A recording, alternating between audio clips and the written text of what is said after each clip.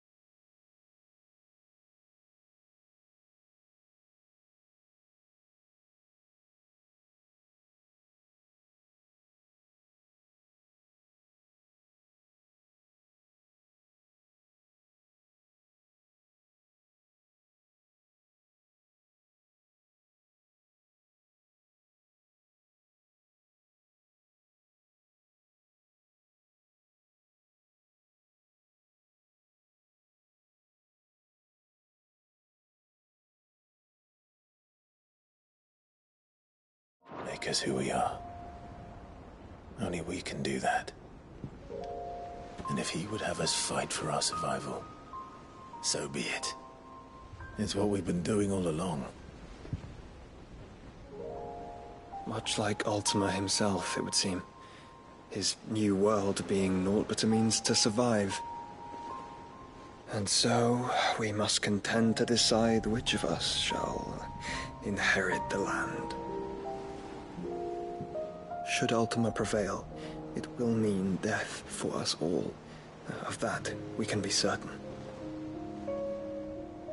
But even should he fail, what world awaits us? A withered, godless place, where our newfound freedom will most like prove a chain in itself. Well, that may be. But a chain can always be broken. As long as one has the will to break it, it won't be easy. It may take generations, centuries of suffering. And that is if everyone plays their part. But it will happen. And when it does, it will be on our terms. That is the world that awaits us. Indeed. And what better world could one wish for?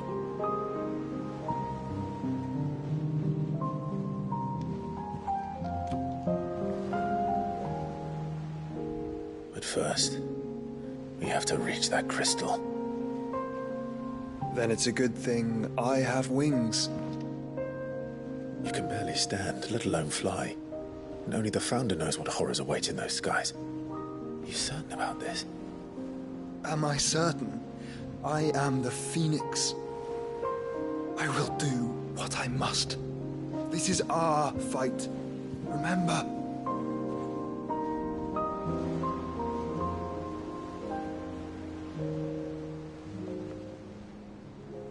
All right. I yield. But only what you must, yes? I'm still your sworn shield. That you are. And what of my wings? Lest you forget, you go to stand against a god. I would not have you succumb to fatigue before the fight begins. Ifrit, your brother mentioned that some few of the dominants who had lost their power to you were still able to prime. Is that true? It is.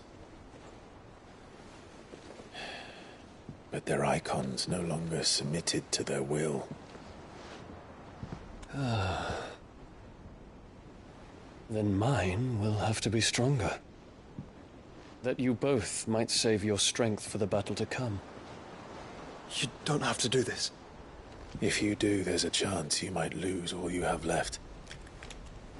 And what have I but regret?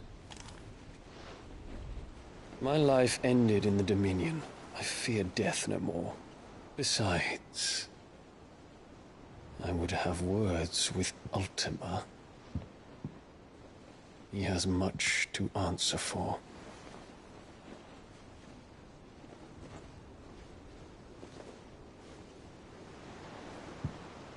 We are in your debt, Dion.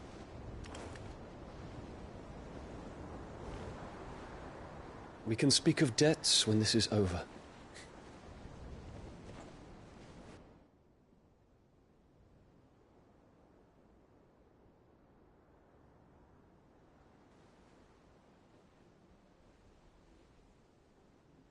He speaks like a man who knows he's not coming back. And has come to terms with that. That doesn't mean that we have to, does it, Clive? Time to talk to Jill. I only hope she understands.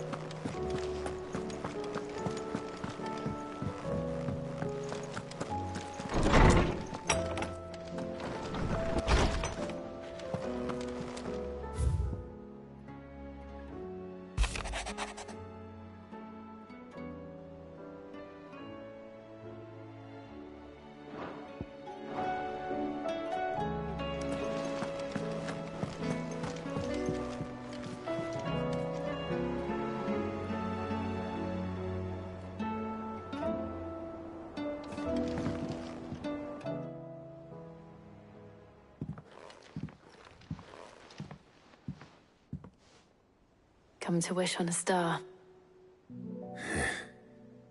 That might not be such a bad idea. This is it, Jill. You know what I have to do. Why I have to do it. There's no turning back now. This is where our journey was leading us. Where it will end, for better or worse. I could pray to Metia for you. But you'll be all right, won't you, Clive? You always are. I did promise we'd watch the moon together. I'll be waiting.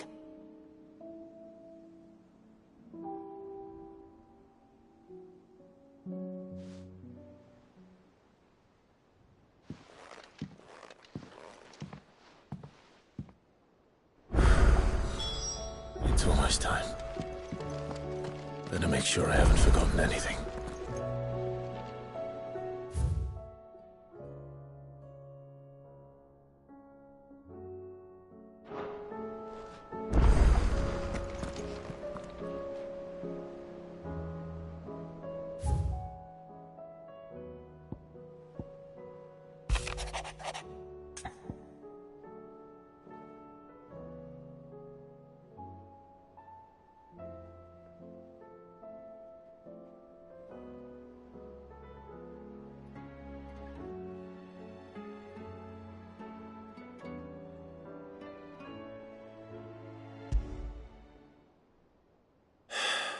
What is it this time, Torgal?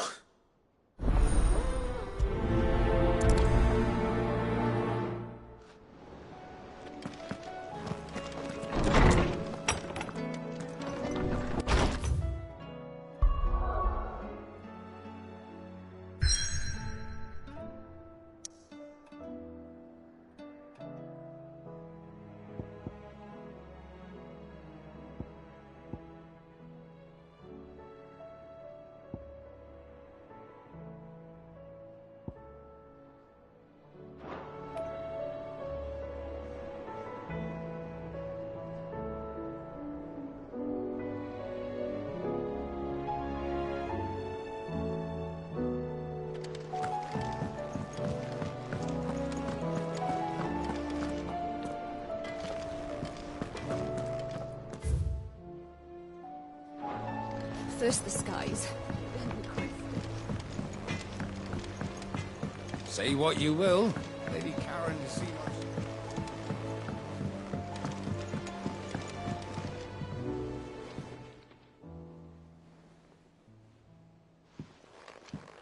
Pining for something, boy. What is it? What do you see out there?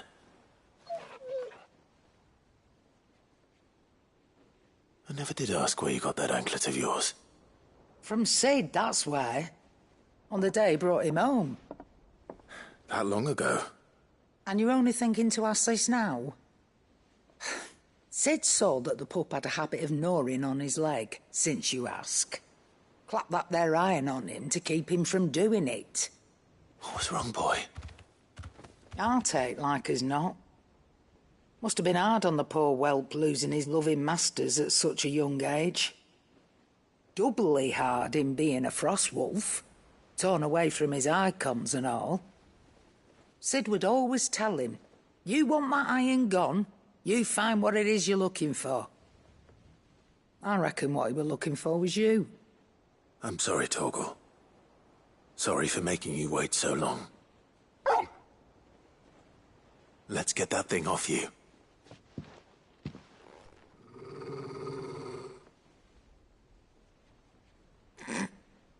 Doesn't sound like he wants it off. Indeed. You miss Sid as much as the rest of us, don't you?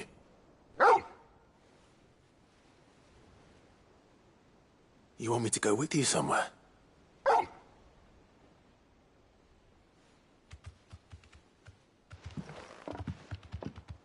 Quick, aren't you? Glad you've been paying attention. Not nearly as much as you have, Lady Karen. Aye, good thing and all. It's not like Gav would have kept him in nuts and rubbed his belly these past 10 summers. Your kindness is appreciated. You've been a good friend to him. Only because he doesn't talk back like the rest of you. Go on now.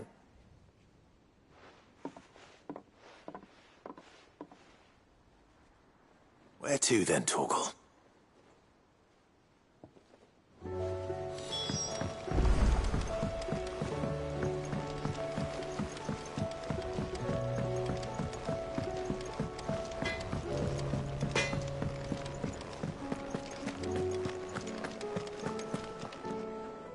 All right, Torgal.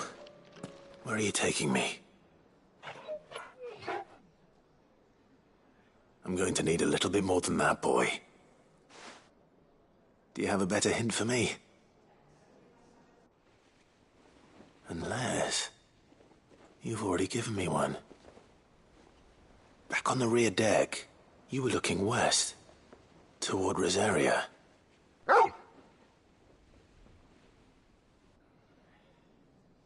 Why don't we try the rookery?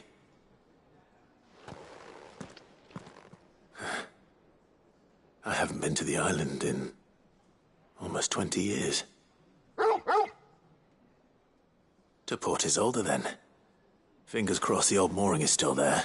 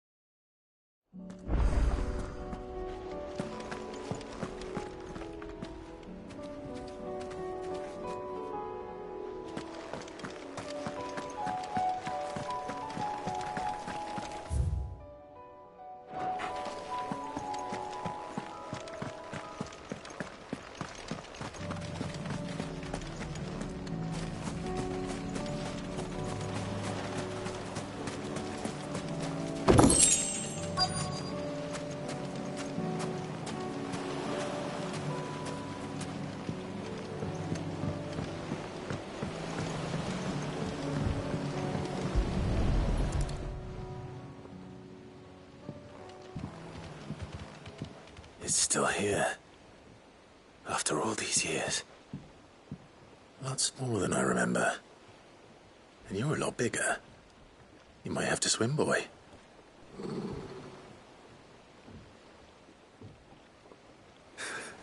I wasn't being serious.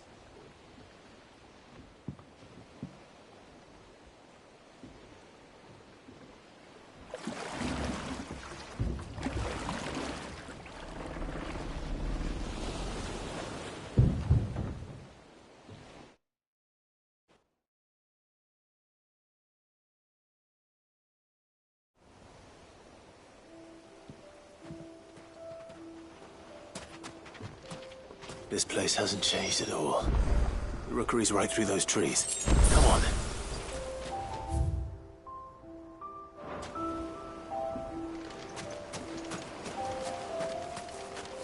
Race you there? I bet I could still beat you.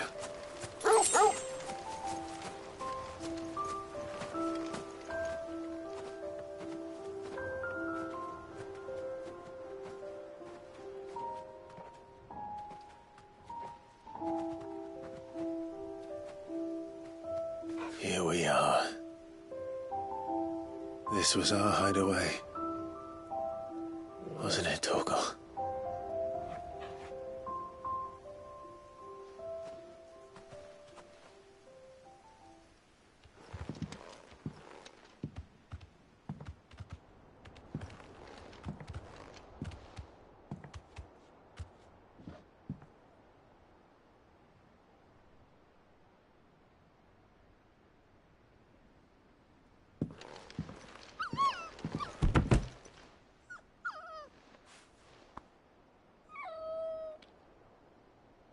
Coming here helped me to forget who I was.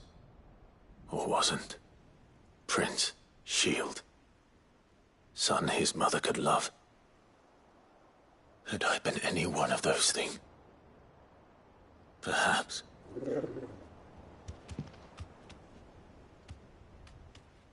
What is it, boy?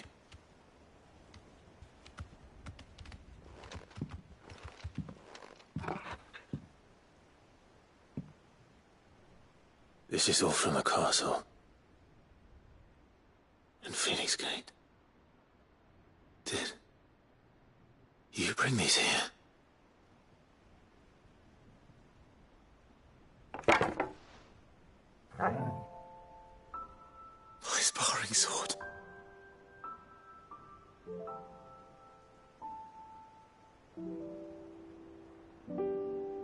Well.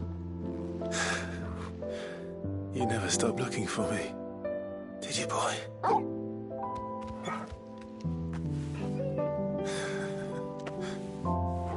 Thank you, Torgal.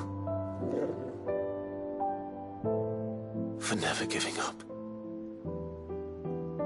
For never forgetting.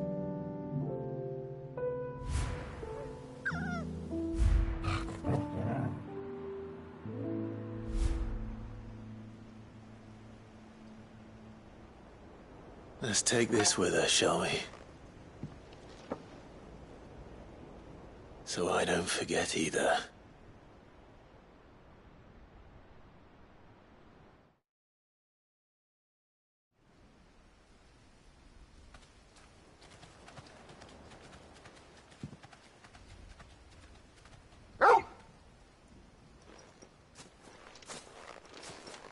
That's not the way back to the boat, Torgal.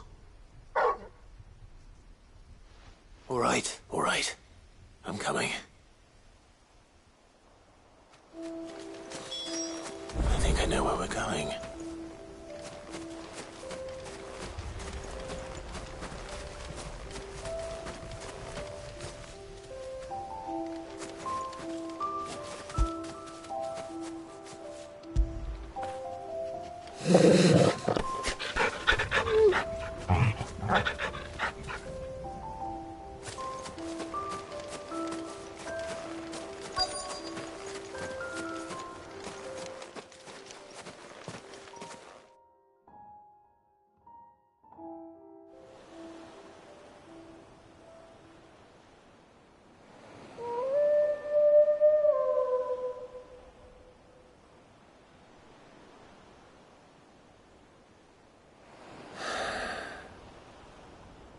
People always talk about the importance of putting the past behind you. But without it, we wouldn't be who we are today. And we certainly couldn't steer our way to a better tomorrow.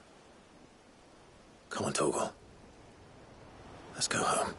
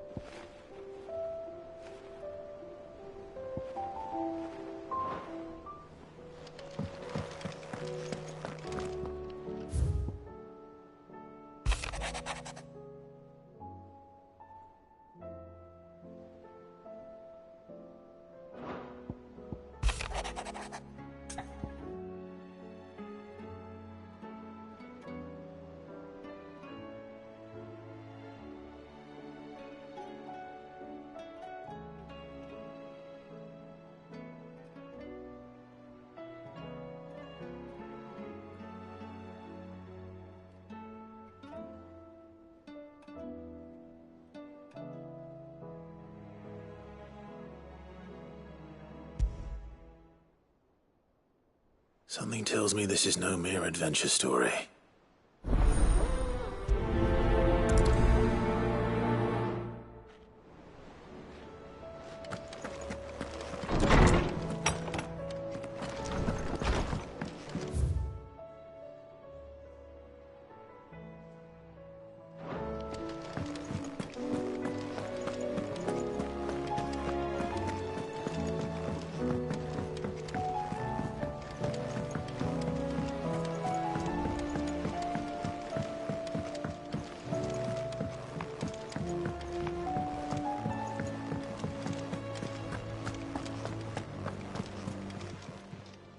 Welcome to the Patron's Whisper. Your benefactors are a generous lot.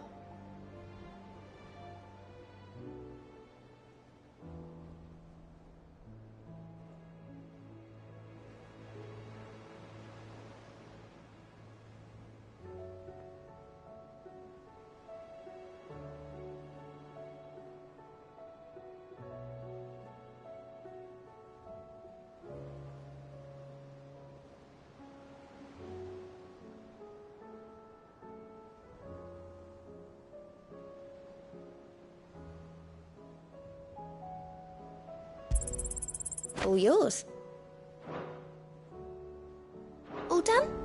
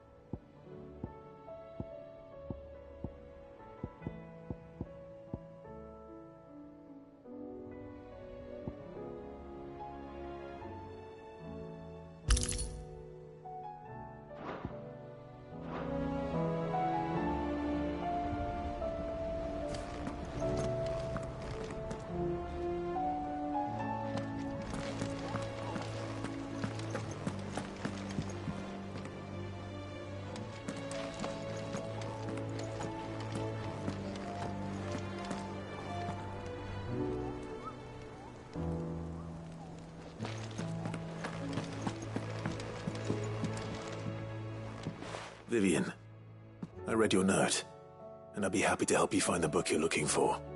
Thank you, Clive. But tracking it down will not be easy. Are you sure? Please. You have always granted me your wisdom and insight whenever I asked. It's only right that I return the favor. Or at least attempt to. You are too kind. Alas, what I ask of you is rather more trying than delivering the odd lecture. I spoke with Harpocrates to see if he had any inkling as to where another copy might be found, but... But perhaps it is best that you hear the details from him. If you say so. Forgive me, Clive, for asking this of you. But this book, it set me on the path to becoming who I am today. Its importance cannot be overstated.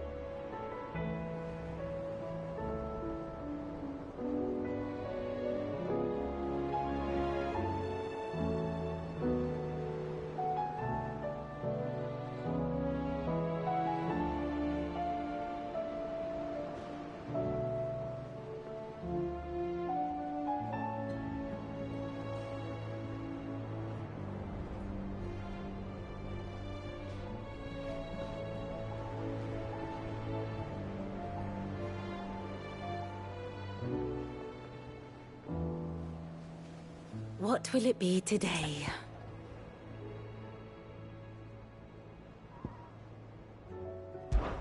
Harpocrates knows of the tome I seek. Whether what he has to say makes you happy to have agreed to help me is another matter.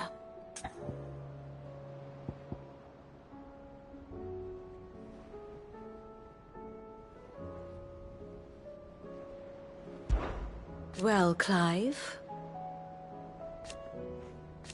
I am. Naturally. I shall... Allow me to educate you.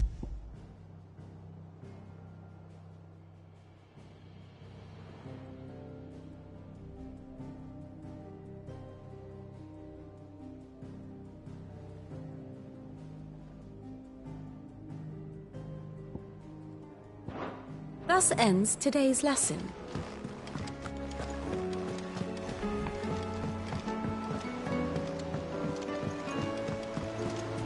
There's something about it.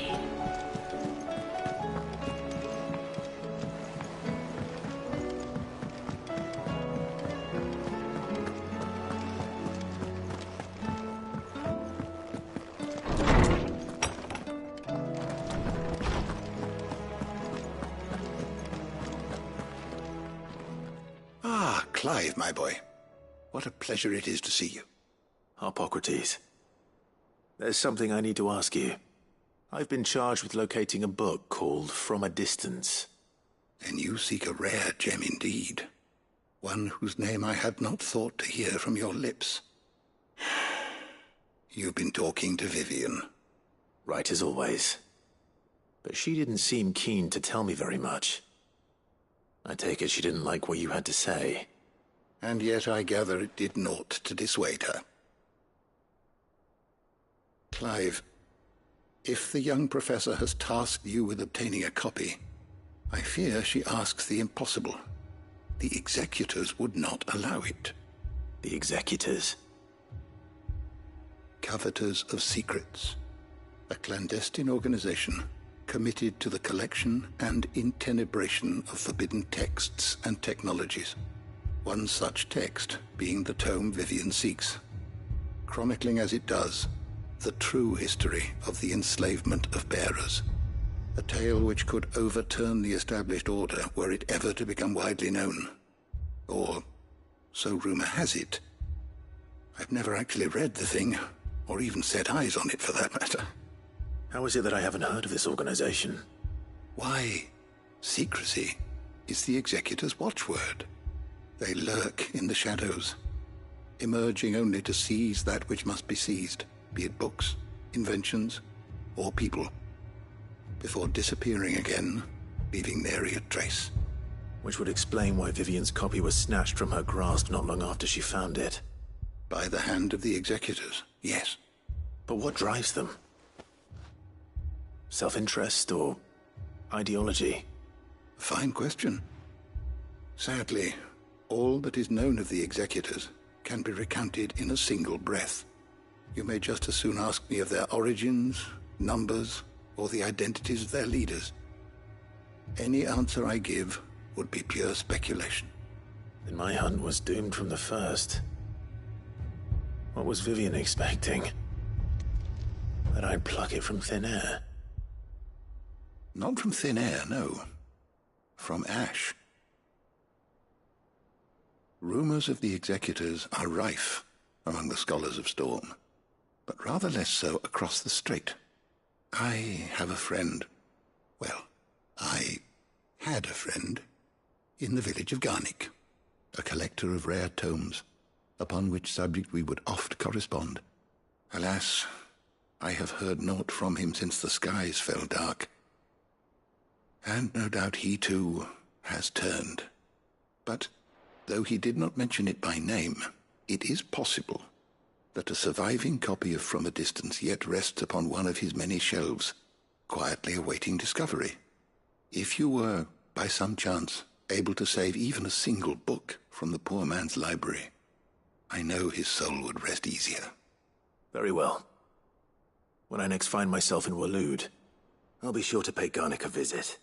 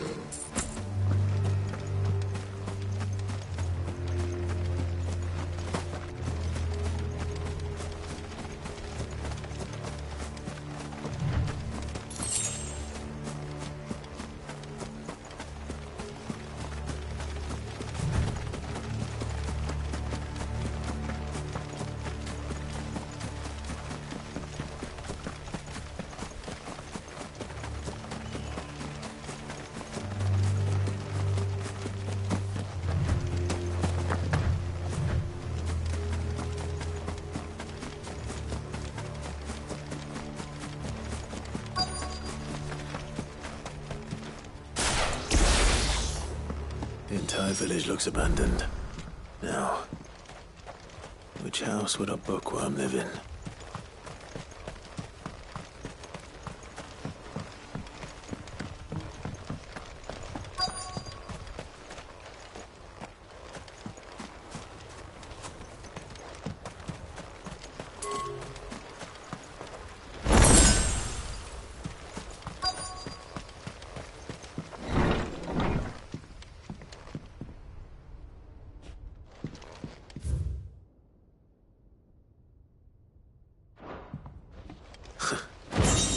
His interests were certainly varied.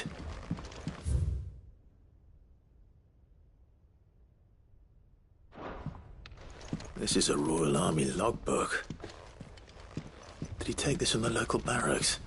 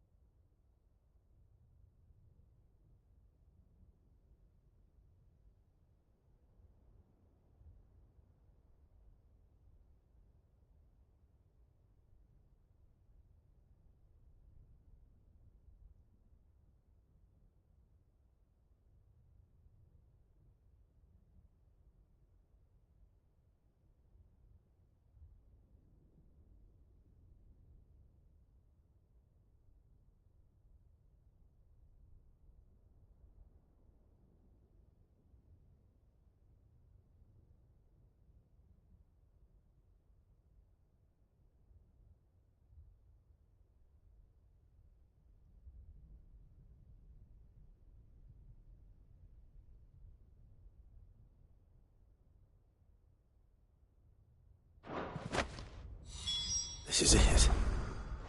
But if what it says is true, I need to get this back to the hideaway.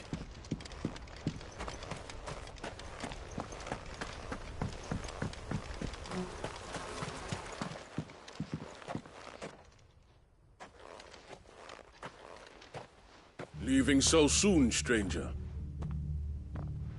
We've been watching you. From a distance, so to speak. Subtle. I know who you are. Then we need not waste time on introductions. Hand me the book. Leave it in our care and return to your life. Your care? Do you mean to burn it or bury it? That is not my decision to make. But by one means or another, its contents shall be removed from the common record. Then I'll have to politely refuse. I won't let you erase our history. Then we find ourselves at an impasse. Very well. The book can just as easily be pried from your dead hand.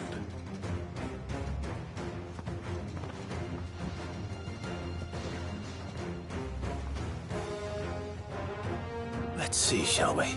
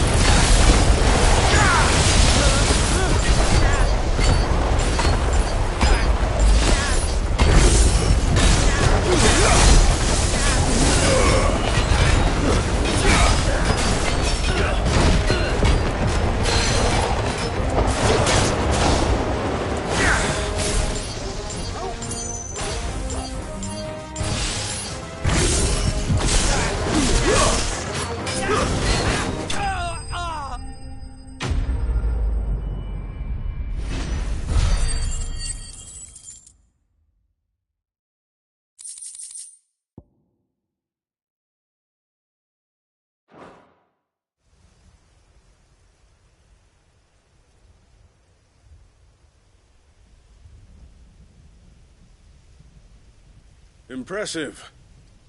But we have other means. We shall claim the book yet.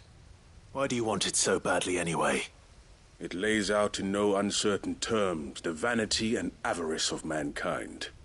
It tells the shameful history of the persecution and oppression of a gifted few by a giftless many. Would you say that this interpretation was correct? I don't know. You don't know. Your sword may be sharp, but your wits are dull. So let me answer for you. There is no correct interpretation of history. That a series of events took place may be proved beyond a doubt. But there can be no single, immutable explanation as to why they came to pass. It is a question of numbers and of belief. If enough people believe that a set of events occurred for a reason, that belief becomes the truth.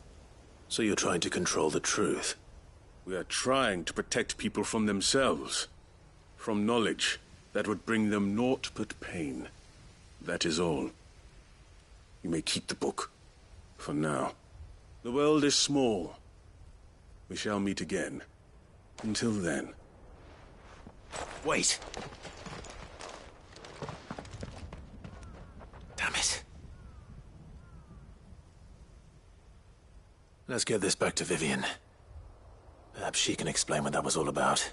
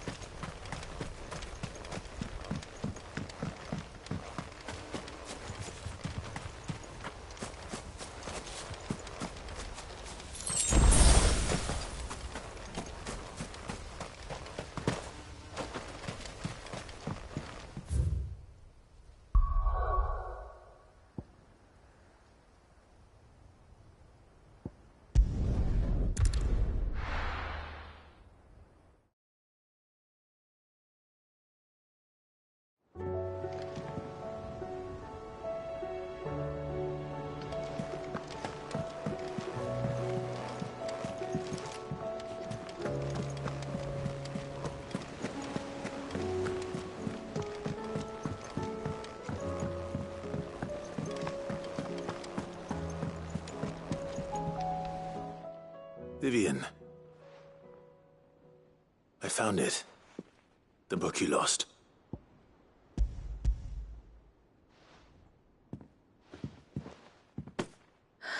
You found it. Thank you, Clive. Even though I asked this of you, I was not entirely sure it would be possible. I feared the executors had seized every copy. I met with one of these executors, and I convinced him to let me keep it. He told me something. That the truth is just a matter of collective belief. And that if enough people believe a lie, that lie becomes the truth. It does. But it also means that the truth is not immutable. That it can be changed. Provided that those who wish to change it can convince enough people that their perspective is the correct one. As the sad history of the bearers proves. You said that the book inspired you to become a scholar. It did. Or its author, rather. She was a heretic, you see. A firebrand and a dissenter. A gallows stood ready for her in every corner of the realm. And by shunning society, or perhaps being shunned by it, she stumbled upon a truth so potent that an entire realm trembled at the prospect of its utterance. I, too, have always felt somehow set apart from the world of men. A stranger to my own species. She taught me that my solitude was not a curse, but a gift. And that, though my journey to the truth might be a lonely one, what I found at my destination would be more than worth the cost. Do you still feel that way? That you're not One of us. Honestly, I'm not entirely sure anymore. Since coming to the hideaway, I find my thinking somewhat clouded. Perhaps the result of studying mankind from a rather closer perspective than I had intended. But the more I study, the more I find value in this perspective. In looking not from the outside, but from within. So if you'll permit me, I'd like to continue my work here. Remember, Clive, when enough people believe, belief begets truth. Give the men and women of this benighted world the gift of truth. Make them believe in you, as I do. I'll try, Vivian. I'll try.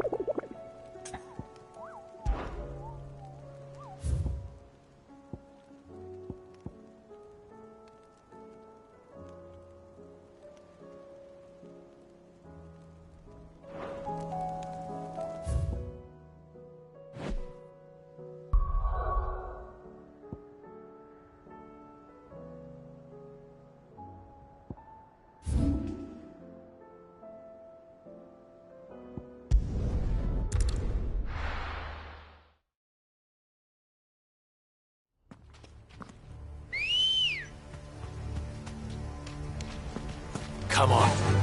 Yeah!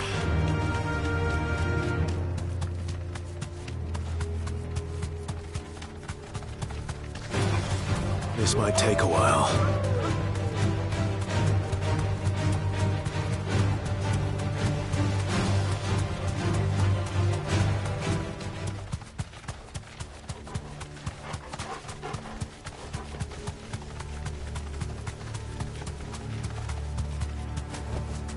Straight home now.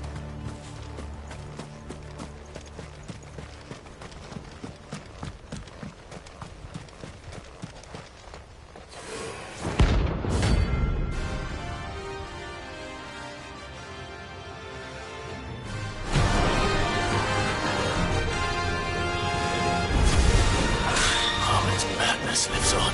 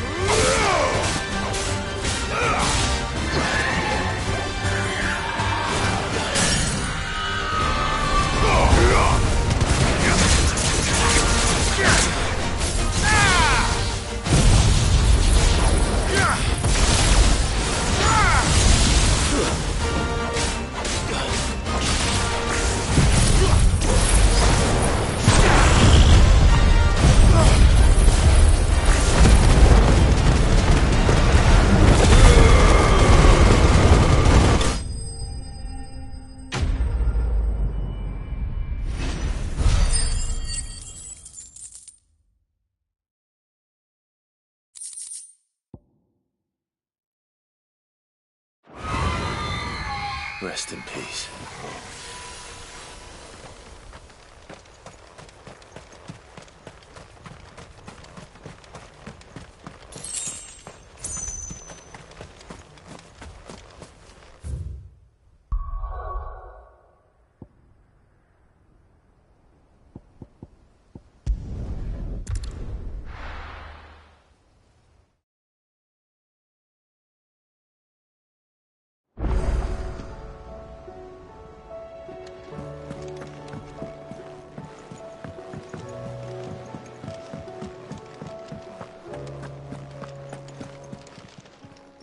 Still alive, are you? If you're gonna buy something, be quick about it. You'll not find a better price than that. Finished, are you? Clive. Ta-ra, then.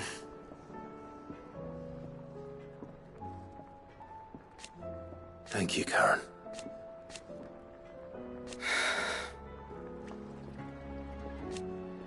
You could do this too.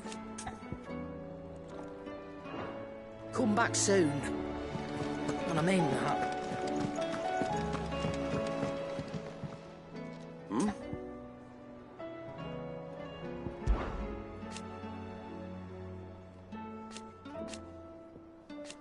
Huh. Thank you, Uncle. As for down here...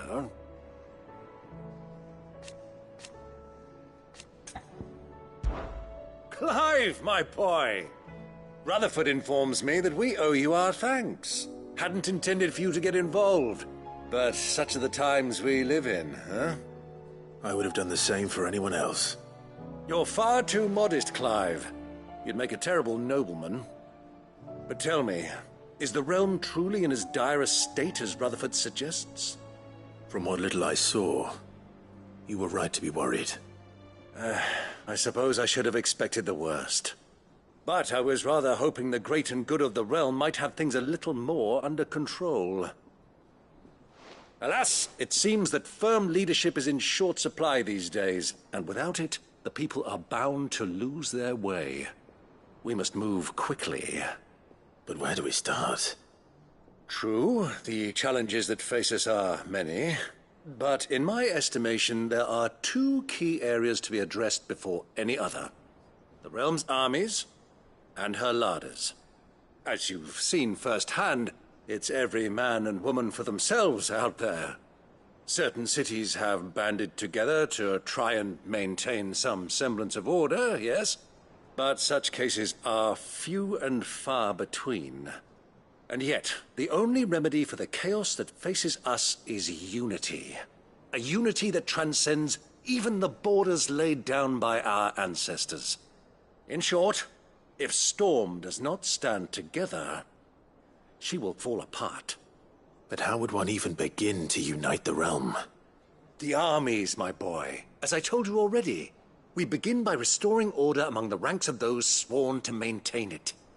Sadly, I doubt I could convince even the lowliest gaggle of privates to dig a latrine together. But I do know someone the High Commanders have been known to listen to on occasion. Field Marshal Eugen Havel. I thought he was retired. He was, until an Akashic army tore through Randalar and killed most of the rank and file. There is no man alive more capable. Literally. And as luck would have it, I've already spoken with him on the matter. Of course you have. And he's agreed to help. On one condition. That he first speaks with you personally. Havel has always been a man of frustratingly rigid principle, and he has certain qualms about clasping arms with, well, with an outlaw. I extolled your many virtues as best I could, of course, but the old goat was adamant that he be allowed to appraise you in person. You don't mind, do you, my boy? Of course not.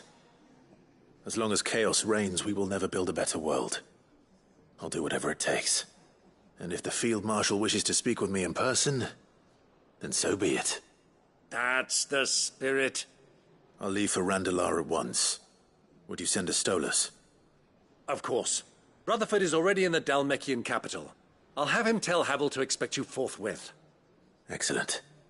Thank you, Uncle. No, thank you, Clive.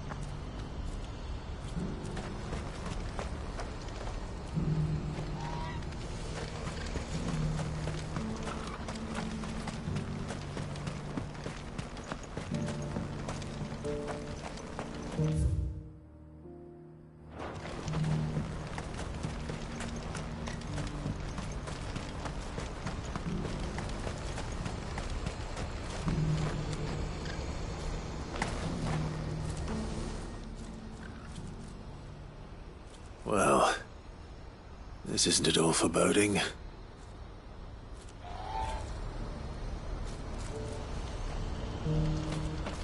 Do you see that too?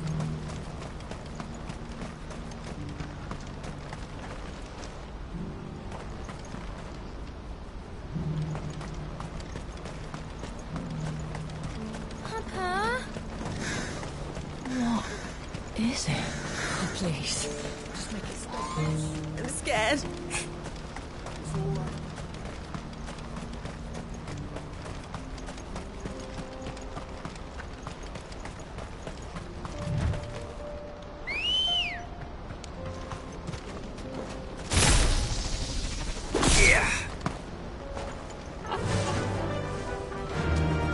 Faster!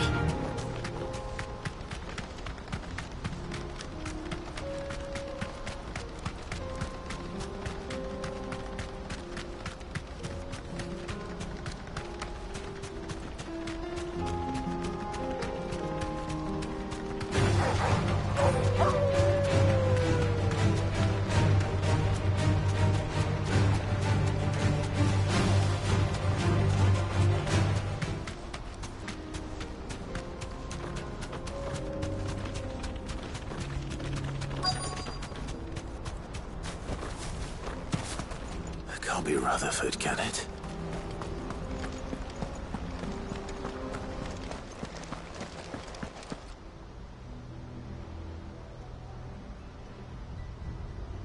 Turncoats and cowards, the lot of you! If it's a fight you want, it's a fight you shall have! Allow me. I don't need your... Please, Field Marshal, oblige him. This won't take long. You're right. It won't. Men, finish him.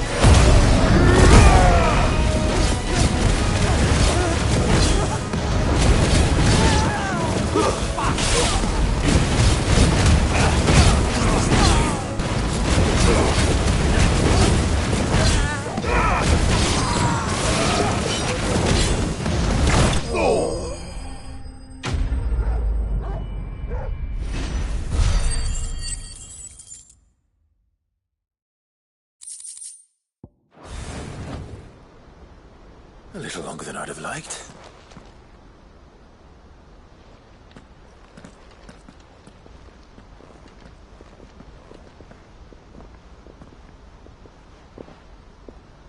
Field Marshal Havel, I presume. Are either of you injured? No, my lord. You arrived just as our escort turned on us. Fucking traitors. I'd heard reports of soldiers in the outlying regions abandoning the oaths they swore. But I hadn't thought the corruption had reached so close to the heart of the Republic. It's a fucking disgrace. Your interfering old bastard of an uncle tried to warn me, of course. My lord Marquis. Or is Sid the Outlaw more to your liking? Call me what you want. It doesn't change who I am, or the urgency of the message I bring. My uncle has a plan to right the realm, and he needs your help to see it through. Before I agree to anything, I'd have you answer one question. What do you stand to gain from all this?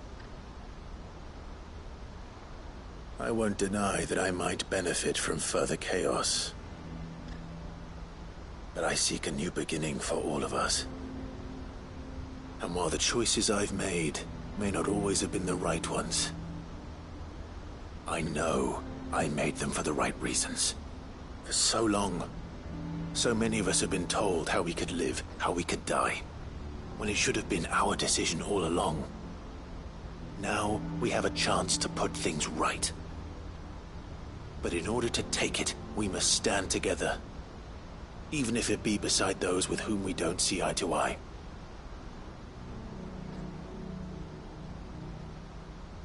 Certainly not the words I expected from an outlaw. But perhaps your uncle was right. You are no ordinary outlaw. I'll never hear the end of this. All right. I'll start by ordering my most trusted guard to bring the Dhalmekian fringes under control.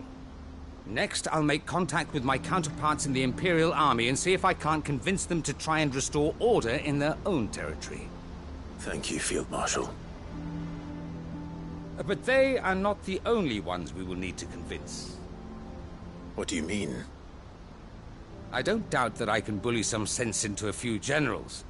But those they answer to require a different kind of persuasion. And when it comes to honeyed words, well, we will need an envoy. One who can court even the most stubborn of statesmen. You, perhaps. I'm flattered. But I'm no diplomat either. And I have other problems to attend to. What we need is a skilled arbitrator. And I may know just the person. Is that so? And would he happen to be an outlaw too? Of a different kind, perhaps. Well, beggars can't be choosers. I suppose we'll all have to find a little of the outlaw in ourselves if we're to make it through this. Very well. Send your man to me right away. I shall.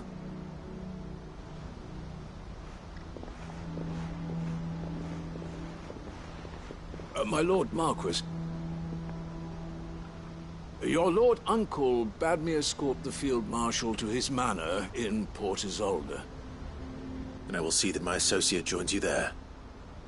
Very good, my lord.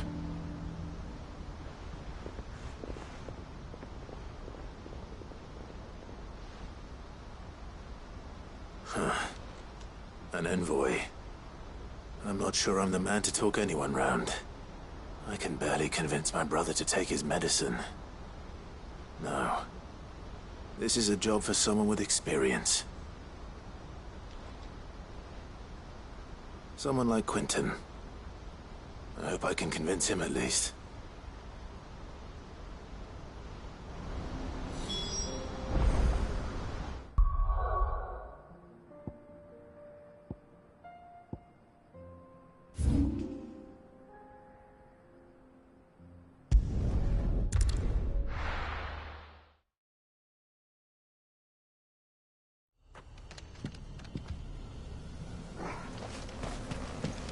This is no time to ride.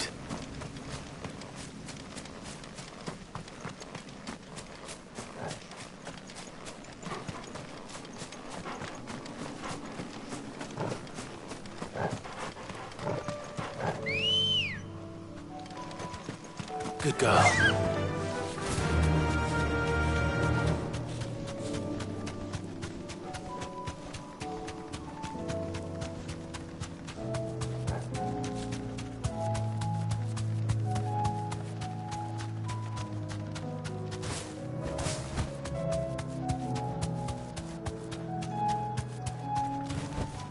That'll do, girl.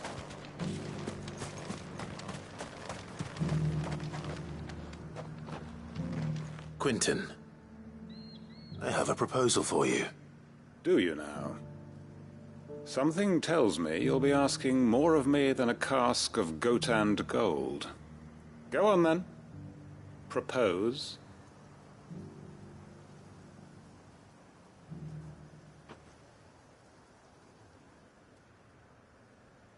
You'd have me convince the chiefs and chamberlains of the realm that they should simply swallow their pride and do the one thing that has proved impossible for thousands of years. Was there anything else? Perhaps I can fetch you a meat pie as well. I know it's a lot to ask, but I can think of none better suited to the role.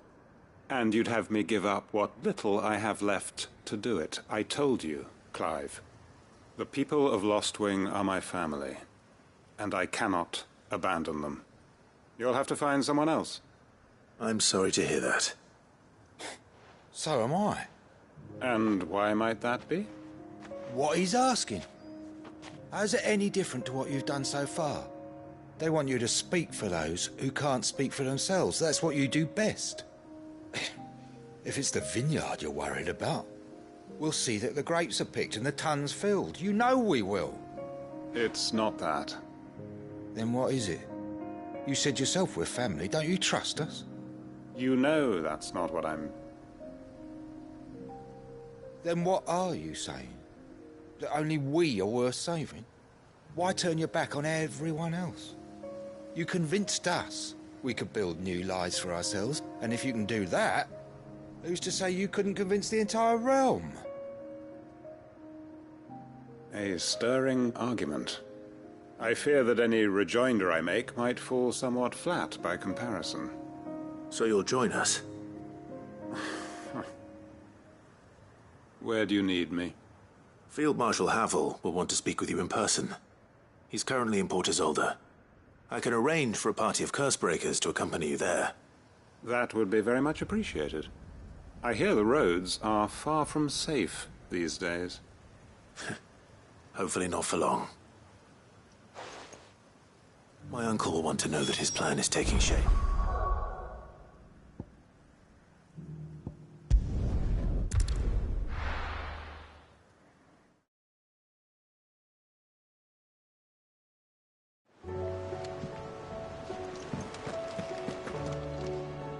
Uncle, I bring good news. The Field Marshal has agreed to your plan.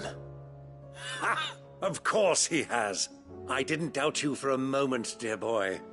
Rutherford is accompanying him back to your manor in Port Isolde as we speak. They will await your return there. As will one other. One other? Who, exactly? Lord Havel was concerned that even if he could get the realm's armies to agree to an accord, he might not be as successful in convincing those with political power. He asked if I might have a solution, and I suggested a certain Imperial Lord Magistrate turned Liberator. One of your co-conspirators? Master Quinton would probably call me one of his. But yes. Another outlaw, then. Just the thing we need to put these rotten politicos in their places. Good thinking, Clive. I'm glad you approve. The more the merrier, eh? Uncle, assuming Havel and Quinton can solve our problem with the armies, you still haven't mentioned how we might manage the grain shortages. Oh, don't you worry, my boy. The 7 high houses will be seeing to that. They have all agreed to make the most generous of donations.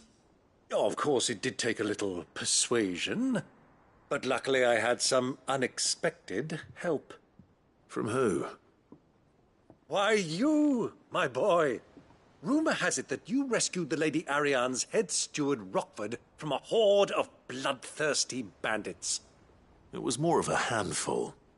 Well, the old battle axe was so pleased. She had a shipload of talents delivered to my private docks by the next new moon. And when the other houses saw the parsimonious old crone's purse strings finally loosen, they as good as tripped over themselves in the rush to follow suit. I'm happy to hear it. Now, I must be getting back to the manor. Join us there at your earliest convenience, would you? Of course, Uncle.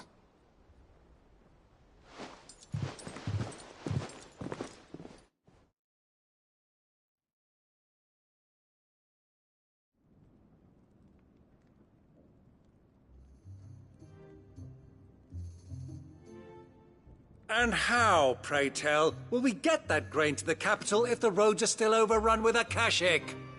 You'll find another bloody road. I only have so many men, and I'm not about to send them headlong into an ether flood. That is, unless you'd have them turn as well. Well, I'd certainly eat less. Says the man with a belly bigger than a band of curls. My soldiers actually need their rations. Without any food to keep them going, they'll be dead even before you've sent them on your fool's errand. If I may, gentlemen, perhaps I might suggest an alternative approach. Though supply routes are indeed disrupted, there is no shortage of ships. Indeed, they bob away in every bay from here to Randalar, awaiting a safe haven. Allow them to make port and fill their bellies full of grain. And once those who crowd the cities are fed, ferry the displaced back to the countryside to work the fallow fields. But I'm sure that you wish to continue your discussion. Forgive the interruption. 2 such firm friends as yourselves need no help from the likes of me. Rutherford spoke fondly of the great bond between you. Us? Friends? I can't stand the man! Clive, I'm beginning to question the quality of the company you keep. And what kind of company were you expecting him to keep? The man's a criminal! Criminal? How dare you? You are not fit to breathe the same air as this fine, upstanding young gentleman. Upstanding? He calls himself Sid the Bloody Outlaw!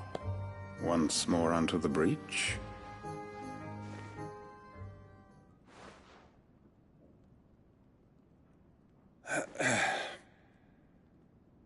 Shall we begin again?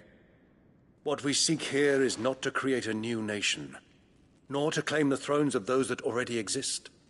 We wish simply to bring stability to the realm that mankind might weather the current storm. And to do that, we must convince those in power, the generals, the statesmen, the nobles, that our cause is just. There will be disagreements, yes, and I imagine some resistance, much resistance. But we cannot let that deter us. If we show them the path, show them that we walk it ourselves, then I am confident they will follow. The fate of the world lies in my nephew's hands, but the well-being of her people lies in ours. And we must not squander the chance that Clive has given us. Uncle Byron, Now, with that settled, let's move on to the signing of the Accord. For what great moment in history hasn't been accompanied by a little ceremony?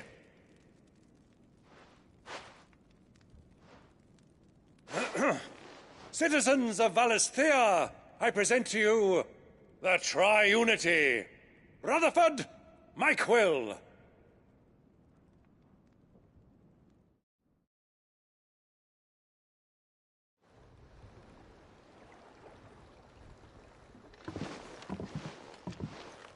Well, my boy, the stage is set.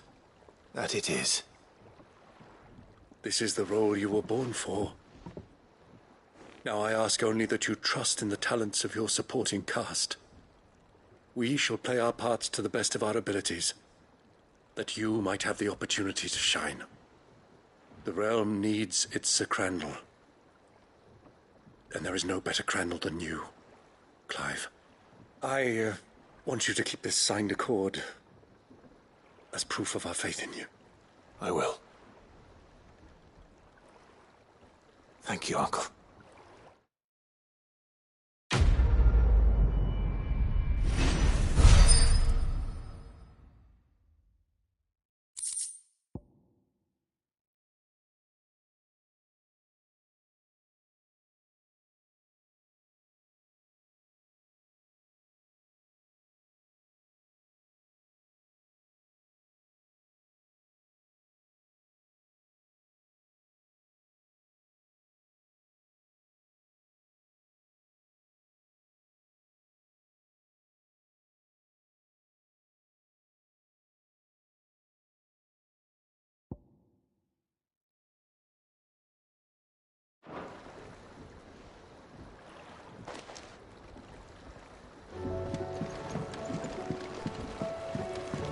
What do you think that thing is?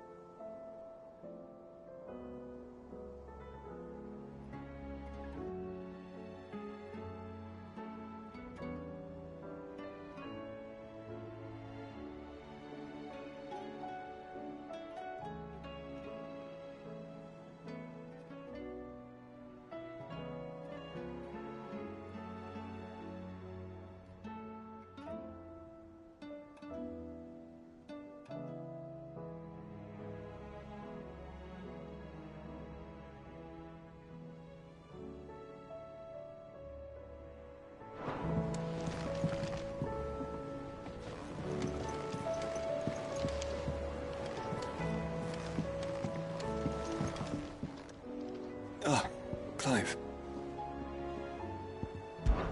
This is it then, brother. Indeed. You're wrong.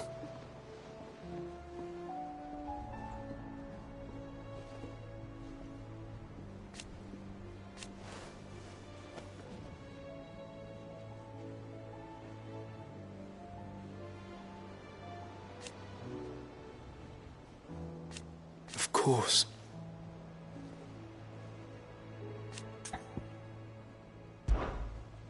Joshua, what's wrong? And don't say nothing. It's not nothing. I've received word from Cyril. The Undying have found Father's will, or something akin to it. His will? How? Where? In the crypt beneath Rosalith Castle. After Kupka was kind enough to drive out the Imperials, the Undying took the opportunity to recover what relics of the Duchy yet remained. And in the process of doing so, they found a letter from Father. I'm surprised anything survived down there. Cyril asked that I join him in Tabor at my convenience. I have been meaning to go, but... would you join me?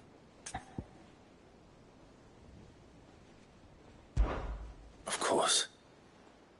I want to know what's in that letter as much as you do. Very well. I am ready to leave when you are.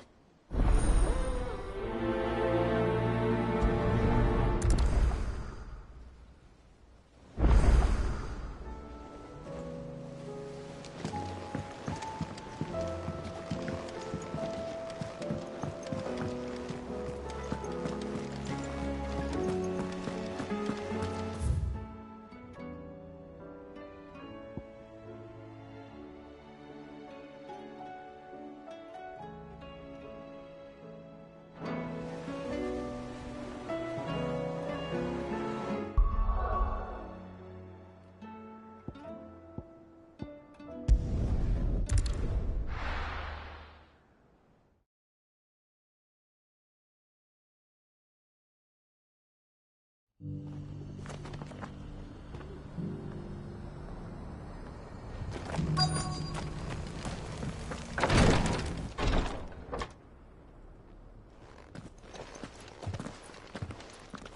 Grace, my lord, I trust your journey was not overly onerous.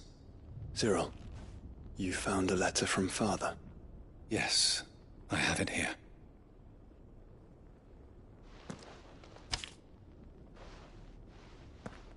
If you would do us the honor, my lord.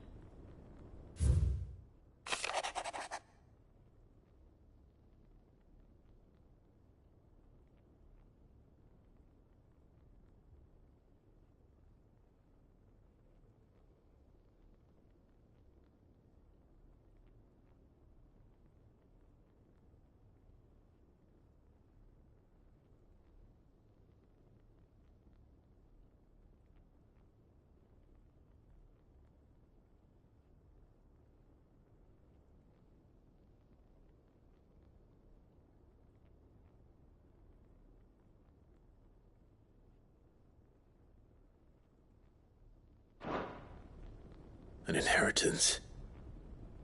It would seem the late Archduke penned this missive shortly before his passing. The day before we left for Phoenix Gate. What are these plans he spoke of? His plans for the duchy, Your Grace. Your father entrusted them to my predecessor, the former bearer of the Burning Quill, who entrusted them in turn to me. The complete emancipation of bearers is their stated aim. But your father's dream did not end there. His Grace also spoke of building hospices to care for those stricken by the curse, and the founding of a new university to further the development of non-magical technologies. With the blight spreading ever more widely across the twins, Archduke Elwyn saw this as the only means of securing Rosaria's survival. He wished to see men and bearers treated as equals. To see centuries of common wisdom overturned. Small wonder he did not think it achievable within his lifetime. But he thought it achievable nonetheless. Had he not, he would never have written this message. Nor would he have entrusted his vision to his most faithful aides, those who would have stood with you, shielded you from the machinations of the less benevolent personages at court. It's a pity only they are still with us. 'Tis true that those most loyal to your father were the first to suffer the Duchess's wrath. But one at least remains, and she has come bearing gifts. What do you mean? Mayhap it is better that she explain, my lord. After all, the duties entrusted to me by my predecessor extended only to recovering His Grace's will and arranging a meeting with the one who might execute it, or a part of it at least. And where is this woman? She awaits you in the archive, Your Grace. Thank you, Cyril. Shall we then?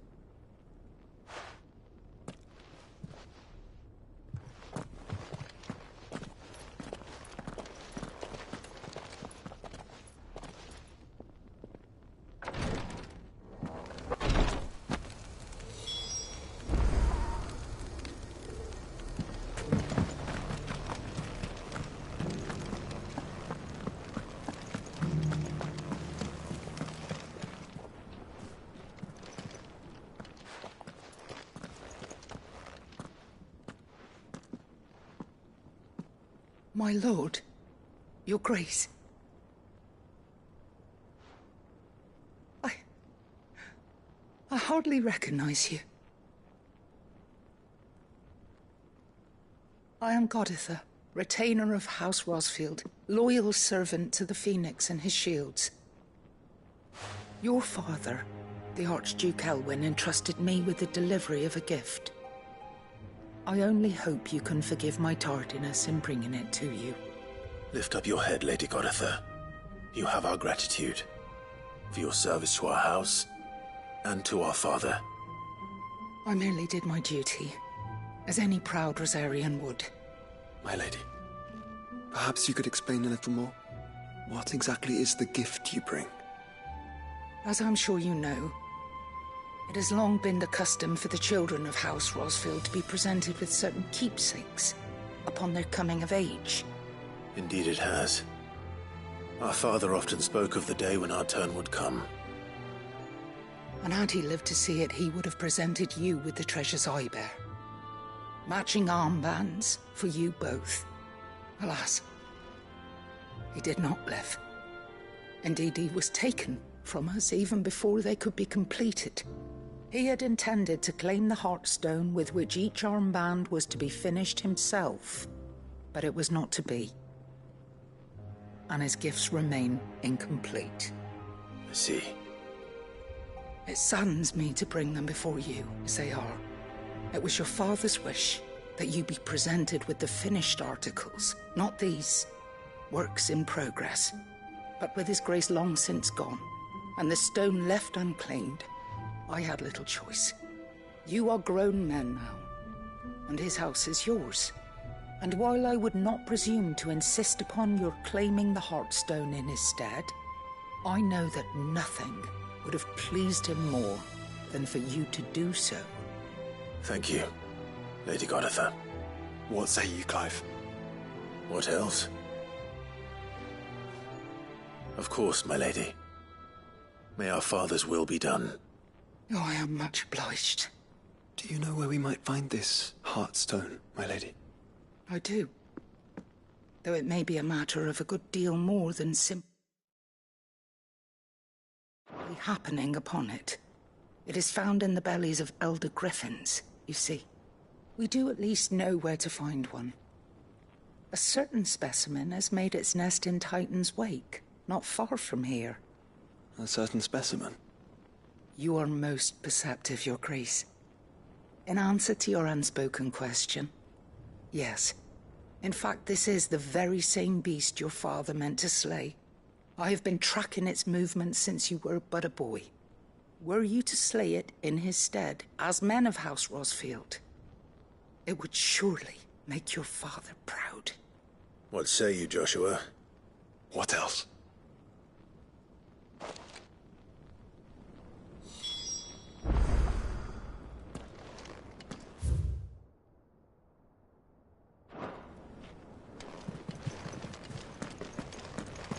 Titan's Wake is to the south of here.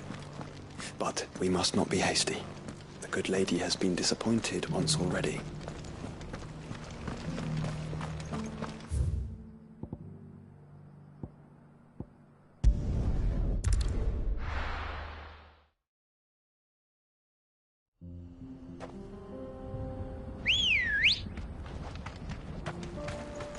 Good girl.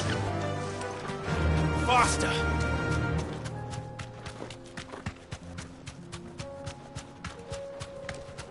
Eyes peeled, Joshua.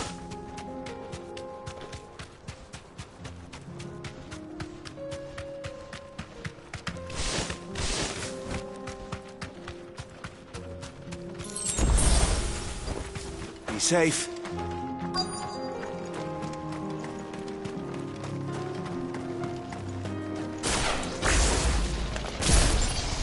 There it is. For House Rosfield.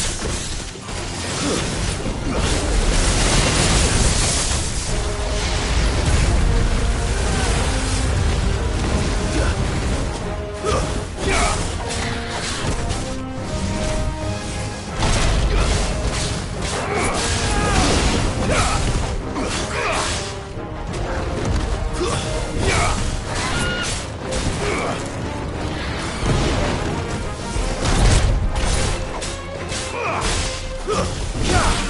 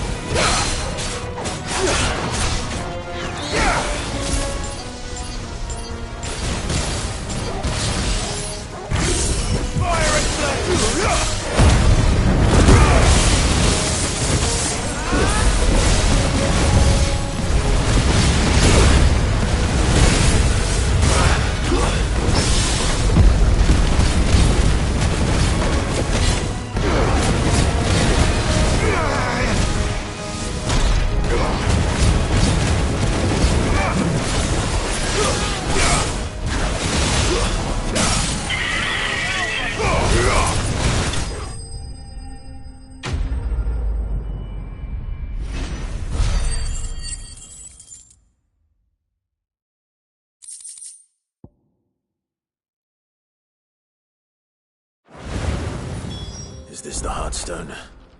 I expect Lady Goditha will know.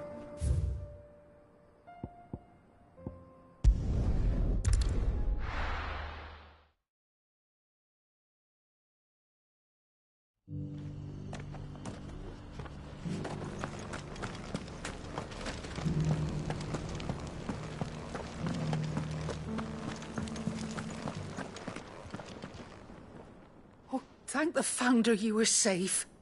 The Griffin is slain then? And the Heartstone claimed.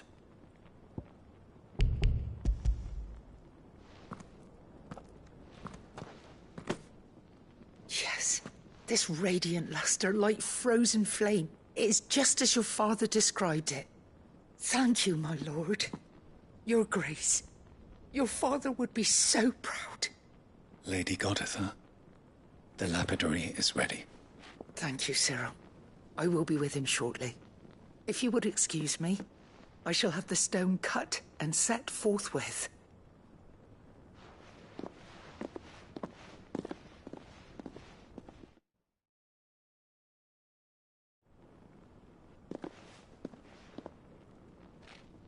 The armbands are complete. Pray, take them.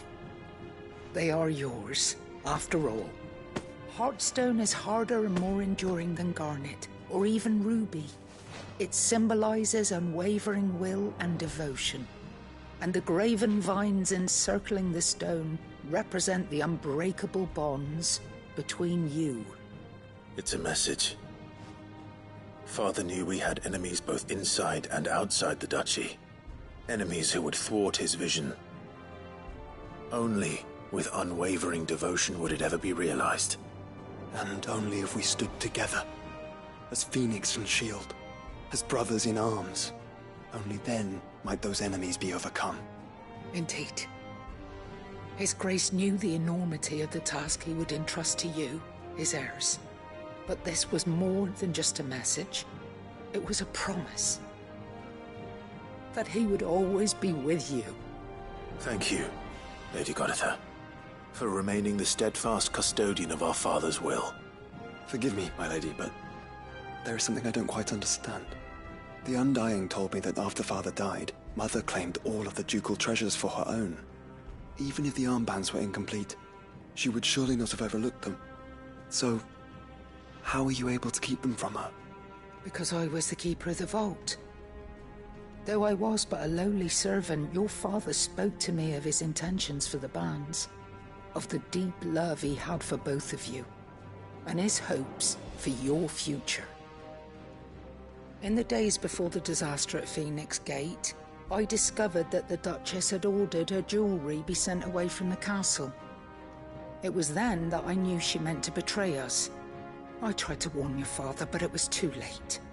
When word of the fire reached Rosalith, I knew my time was short. So I took up the armbands and I fled into the night. And thank the Founder you did. Yet my duty to your father was incomplete. Not knowing what else to do, I followed the Griffin, thinking I might claim the Heartstone on its passing. And so my pursuit continued, until Lord Cyril appeared before me. He informed me that His Grace's will had been recovered, and that his sons were alive and well. Lady Goditha, on behalf of my father and all the people of Rosaria, I thank you for your loyal service. As do I. Thank you, my lord. Your grace, for coming back to us, for giving my service meaning.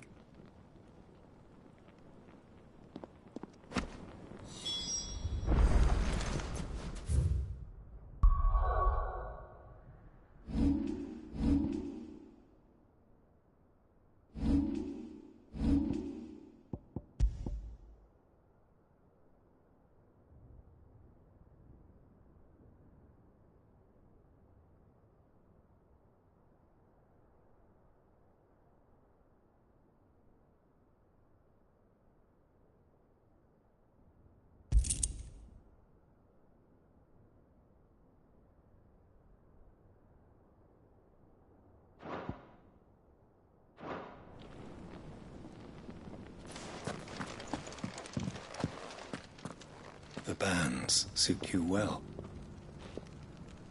It must be gratifying to finally receive the inheritance that was denied you for so long. It is. And we thank you for the part you played, Cyril. If you would permit me to play my part a little longer, might I suggest that you make your way to your father's memorial atop Hawk's Cry Cliff? Let him see that you have received his blessing, and that his vision lives on in you. I suppose it would be churlish not to. What do you say, Clive? Shall we pay Father a visit? I think we should. I was hoping to be able to offer him my thanks before we left for Origin. Your father's helm is enshrined there. It has been since the day we recovered it from Phoenix Gate. I prithee claim it. For it too is a part of your inheritance, and I do not doubt that your father would prefer it in your hands than perched upon some lonely rock. Thank you, Cyril.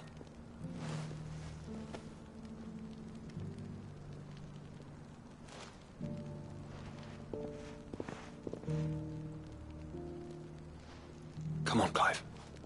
He's waiting.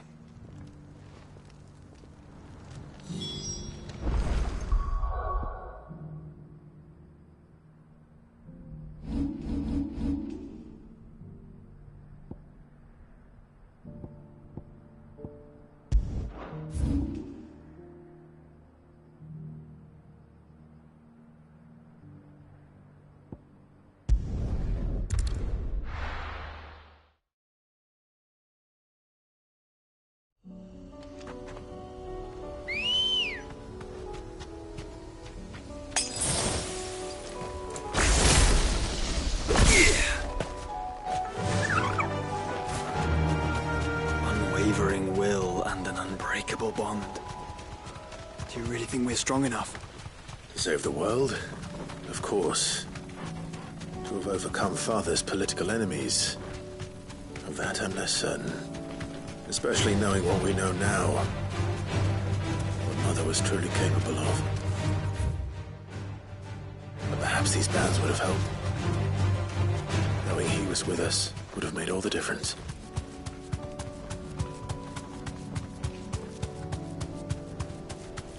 It's just back there. Be safe.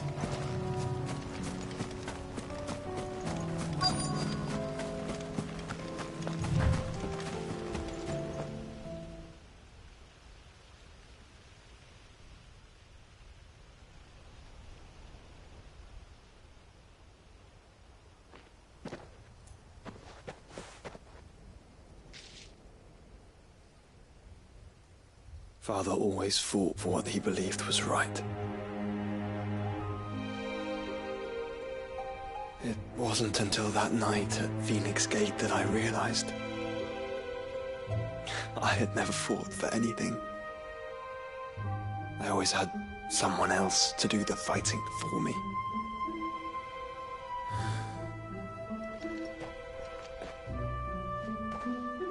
No matter how fate conspired against him, he never lost heart, never looked back, never stopped fighting. To me, he was the greatest of men. And I've been trying to live up to his ideals ever since.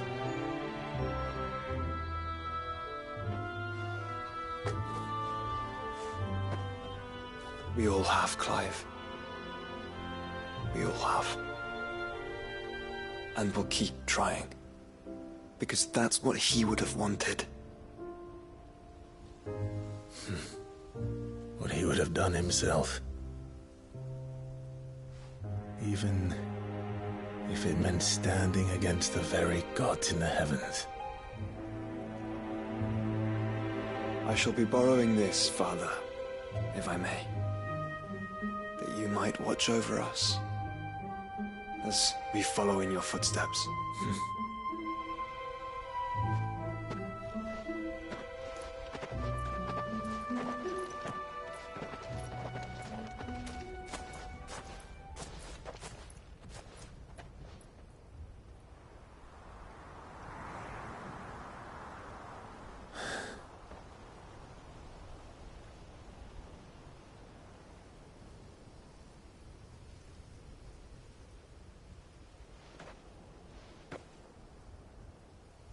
We won't lay you down.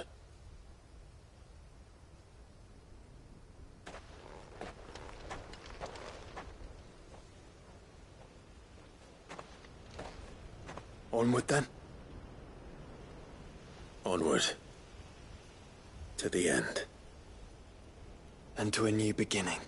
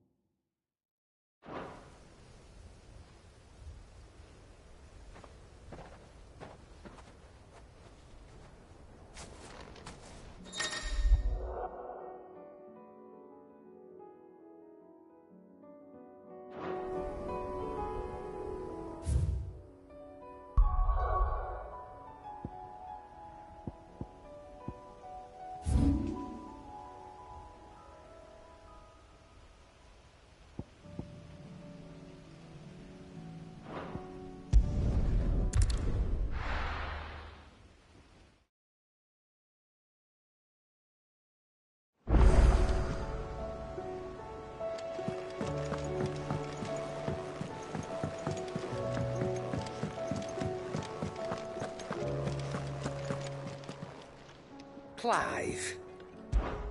Coin purse weighing you down?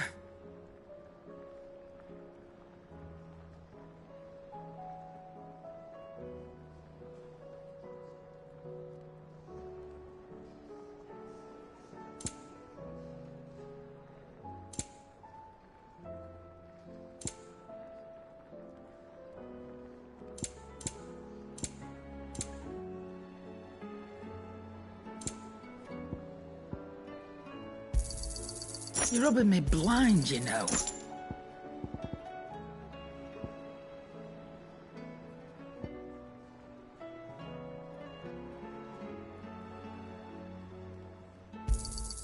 It'd better all be here.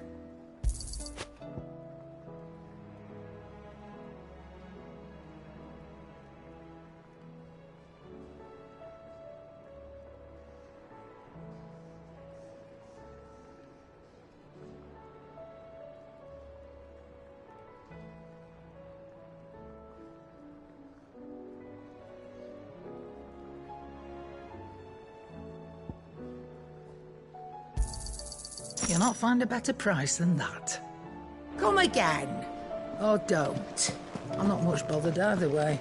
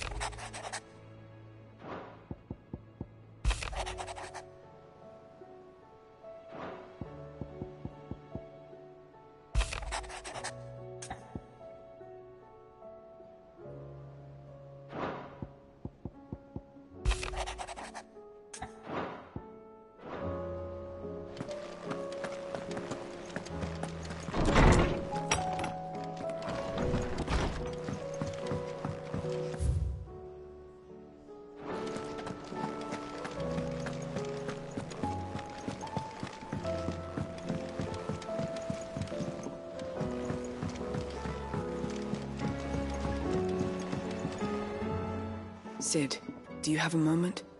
By all means. It's my old master. Seems there's no escaping her.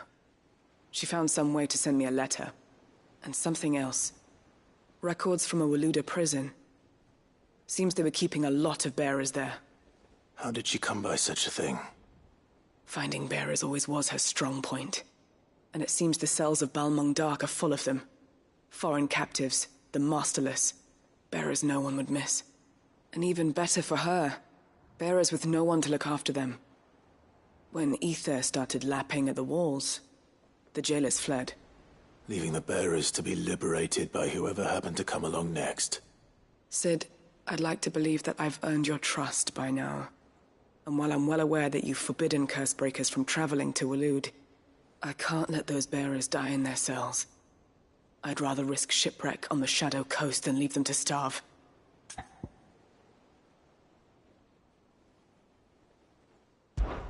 We'll be needing the Enterprise if we're going to navigate the Narrow. Does that mean... I'm making an exception, but we travel together. And we stay no longer than we have to.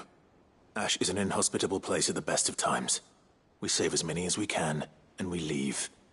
Thank you, Sid. There was a name in the prison register. A name from my past. Chadwick. Another of my former master's protégés. A gifted soldier, and the closest thing I had to family. The thought of him held captive in that place. He must be very important to you. He was. Is. Then we find him. The entrance to the prison lies in the shadow of Ravenwit Walls, just beyond the portcullis. We should head there as quickly as we can. I only pray there are still bearers alive to save. As do I, Doris.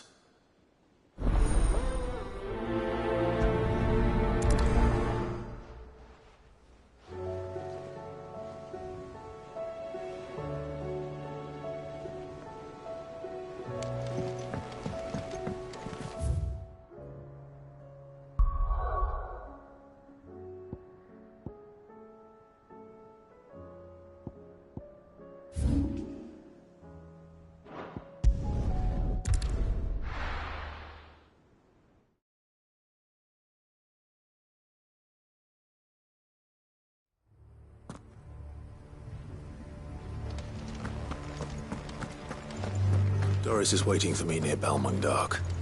The longer she's out in the open, the more likely she is to be found by a Kashyyyk. I need to hurry.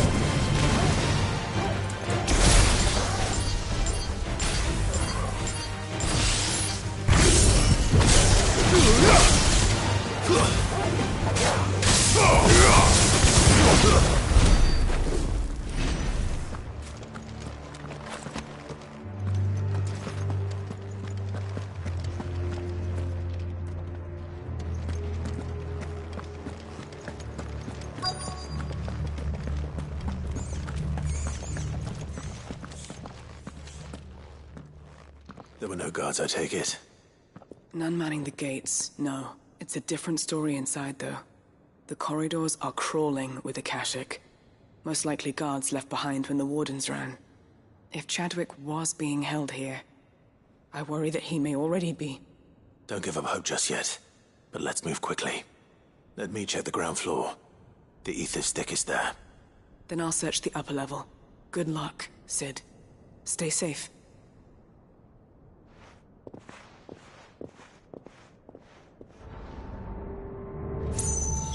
Just how bad are the floods inside the walls?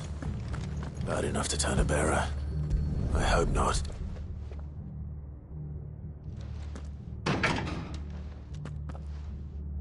Locked her tight.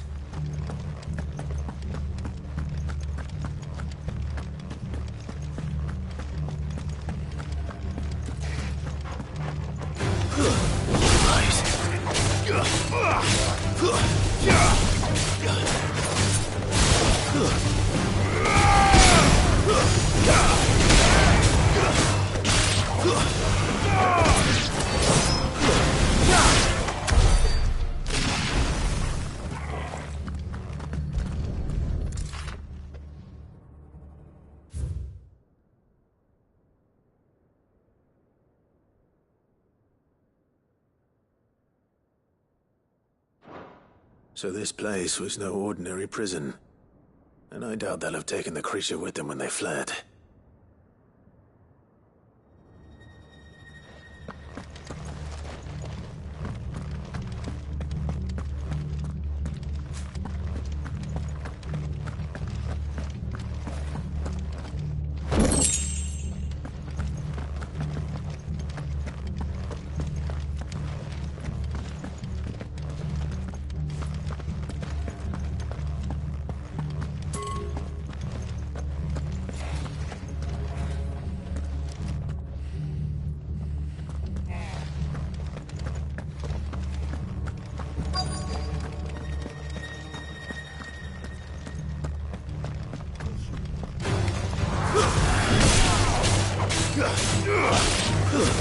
Stay down!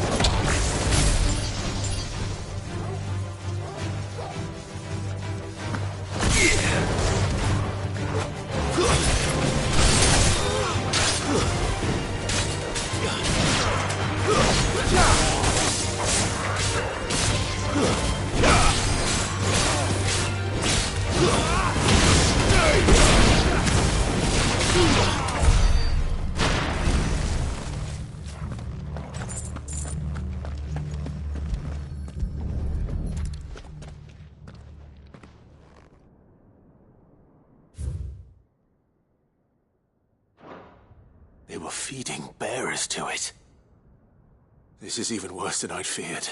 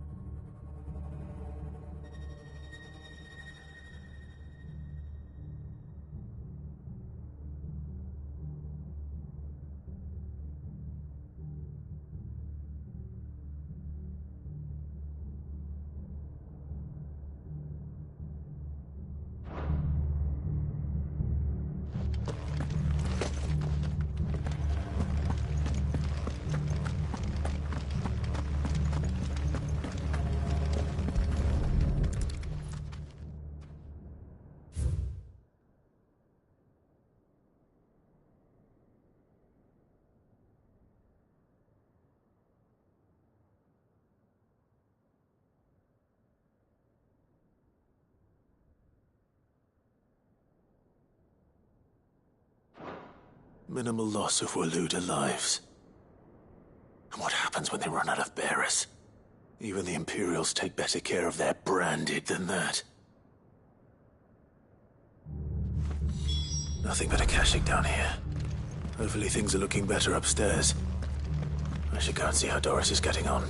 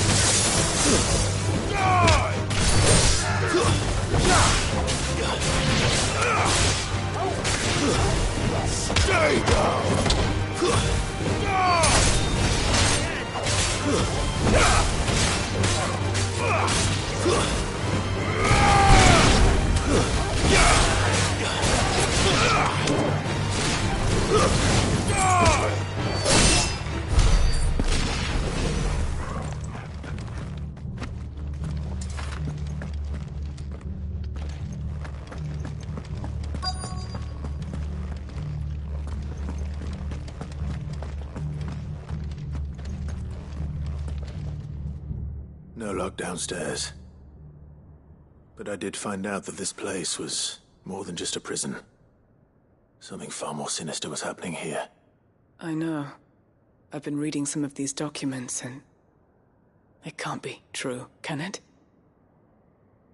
Bearers die every day in service of their masters, but this is so much worse. Pitting bearers against a wild beast armed with nothing but their wits? And all in order to bring about more death. And not just those who could fight, but the elderly, children even. And those who wouldn't or couldn't were disposed of. Whatever that means. I'm afraid it means they were fed to the monstrosity they kept here. Then we're too late. And I was a fool to bring you here. Don't say that. Did you find anything else? A key. But it doesn't fit any of the locks on this floor. Perhaps it will fit one of the doors downstairs. There's a corridor I haven't searched yet. Finish up here, then come and find me when you're ready. All right. I'll be there in a moment.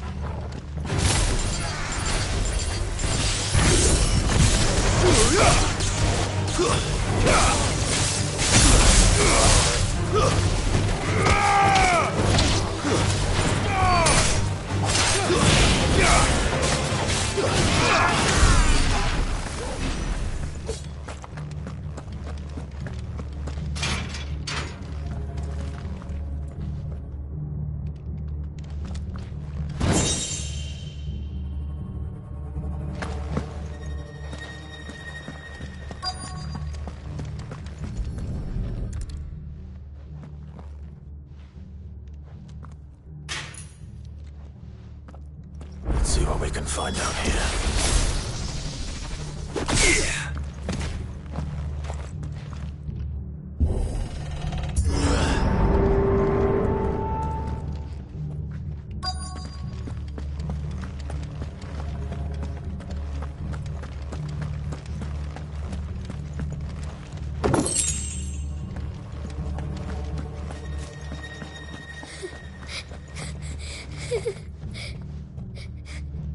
A survivor. And she sounds close.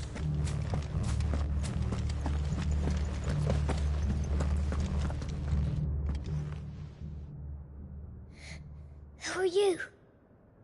There's no need to be afraid. Are you alone? Are there any other survivors? Some of the guards. They're still here.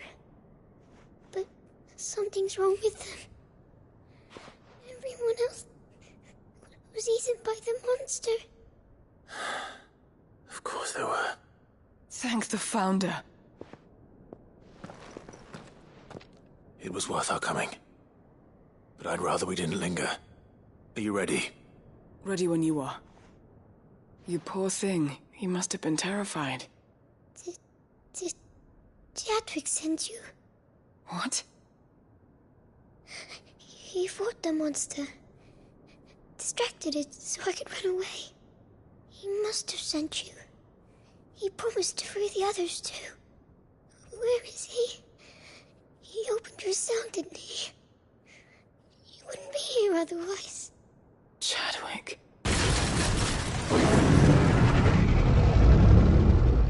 Was that? Monster's back! Chadwick, help! We have to get out of here. Doris, keep the girl safe. All right. You put that bearer-eating bastard in the ground.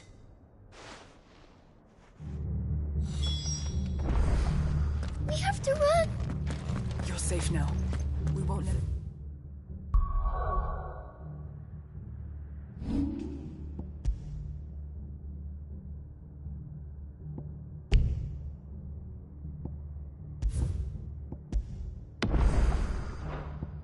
Hurt you. It's out there waiting for me. I can't let it live. Not if it's got a taste for bearers.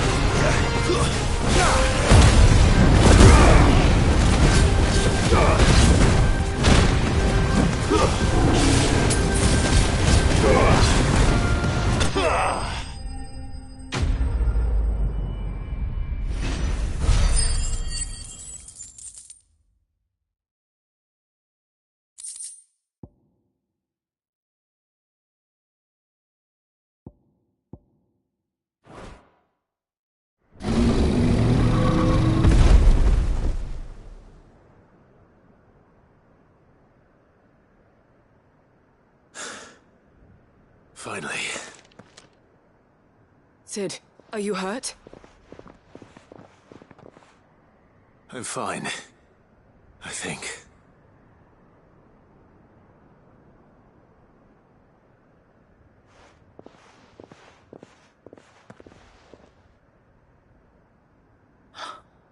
Oh, no.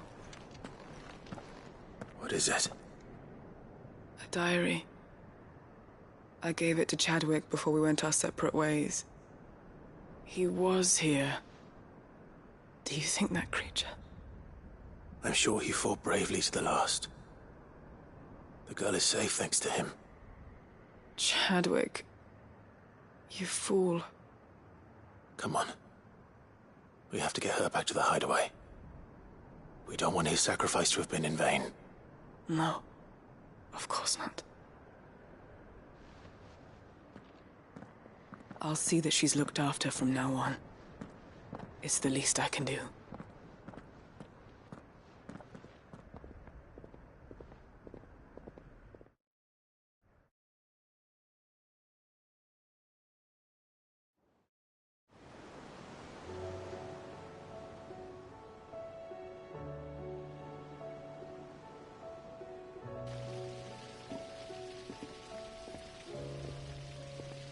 From what I hear, you've barely left the girl's side in days.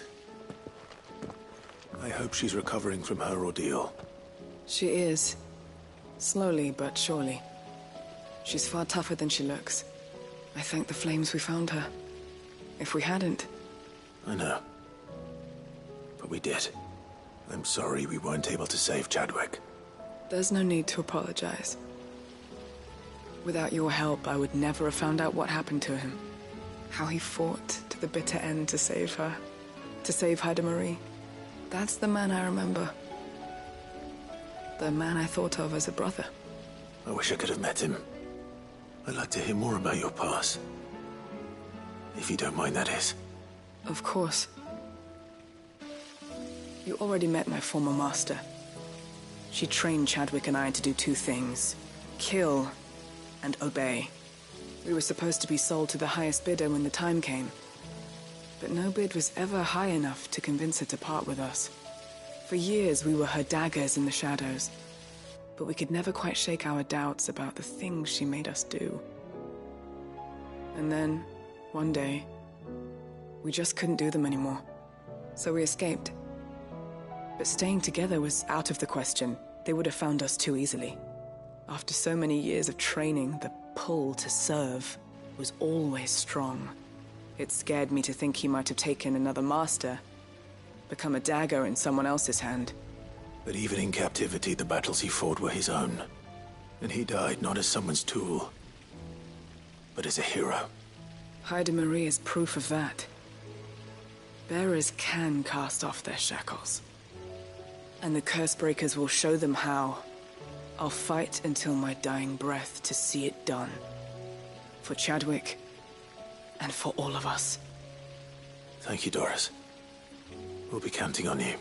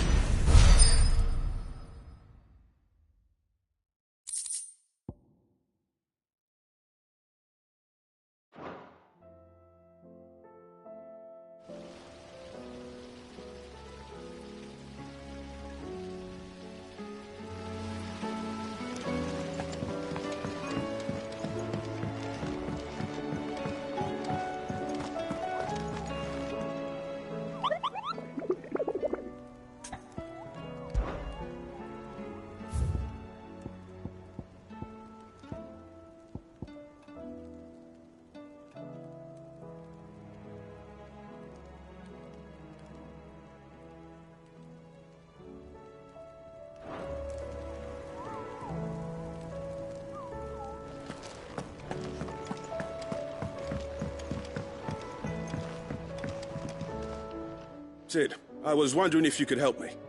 It depends what with. A bearer, but recently freed from his bonds, is keen to join the Cursebreakers. As you know, the work we do is not easy, which is why we test every volunteer's suitability. I was hoping you could oversee this one's evaluation. I don't mind, but why this one? Because he wants to be a scout. Our ranks are filled with men and women capable of breaking chains and putting slavers to the sword. But scouting, we're few with the nose for that, which is why we still rely so heavily on Gav. And since he accompanies you on so many of your missions, I thought you might be better placed to recognize the traits in him that we should look for in those who'd fill his boots. Sounds reasonable. So you happy to oversee the boys' test, then? One can never have too many scouts. Truer words, Sid. I'll let the initiate know that you'll be attending his trial, and that he is to proceed directly to Northreach in readiness. No time like the present, eh? No time like the present. I'll await you there.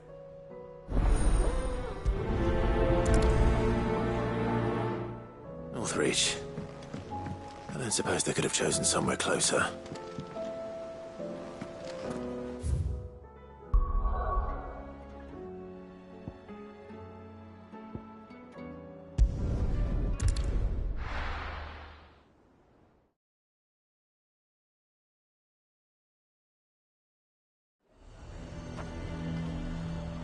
Nazir might at least have mentioned where in Northreach he'd be testing this recruit. Who'd you think? I'm nervous. Well met, Sid. This is the initiate. Ember, present yourself. At your service, Master. Please, just Sid. There are no masters here. Your life is your own. Oh, of course. Thank you, Sid. The sergeant says you'll be evaluating me at my trial. To become a scout, yes. You are aware of the dangers inherent in that role. I am. But I swore I'd face them. Just like the man who saved my life. And who would that be? Gav. It was him who found me and freed me. No magic, no support, just one man and his nose. Came and sniffed me out. It taught me what one man can do if he puts his mind to it. And I've been training ever since, so that one day I can be someone's saviour, just like Gav was mine. I'm sure he'd be flattered. You clearly have good intentions, Ember. And it sounds like you're under no illusions. Stick to this path and you'll make a fine cursebreaker. So, what? Have I passed? You haven't even started yet. Now listen.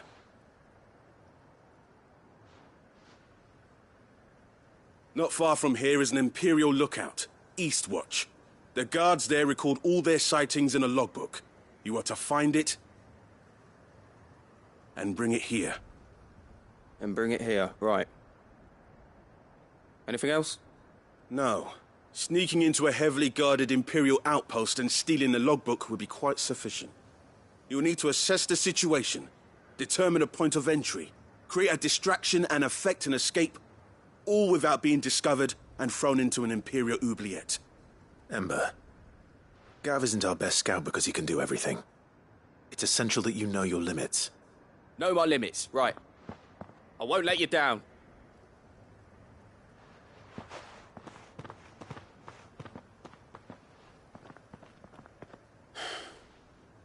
It shouldn't be as dangerous as I made out. But keep a weather eye on him all the same, would you? On my way. All right, Ember. Impress me.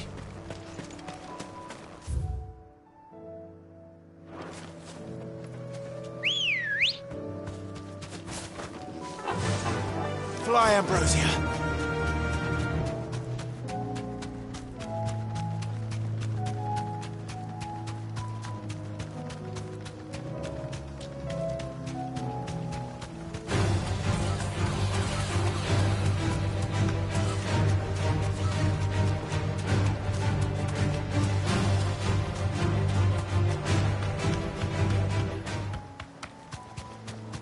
These are clean kills.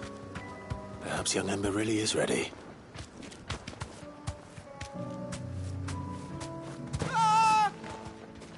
Or maybe not.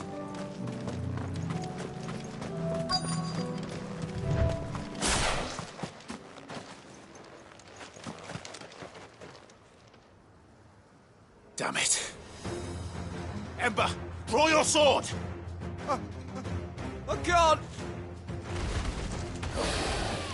Then run! Um... If you want him, you'll have to go through me.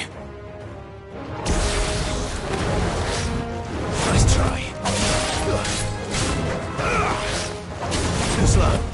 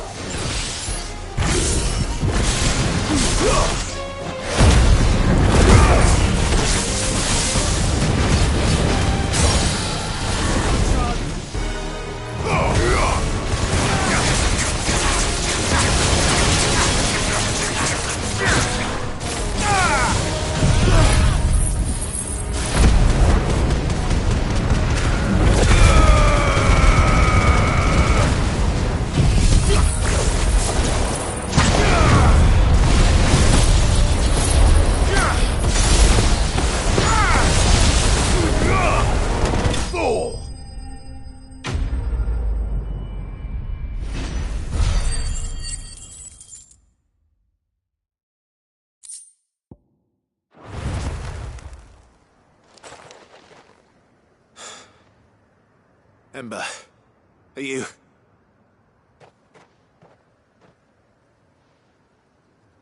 Gone. Of course. Scouts really are a rare breed. Back to Northreach it is then.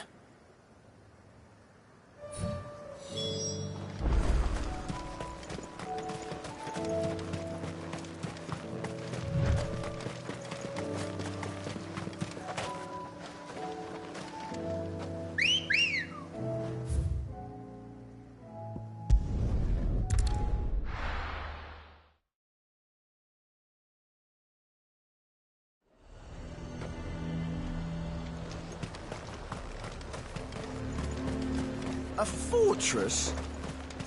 Who'll pay for that?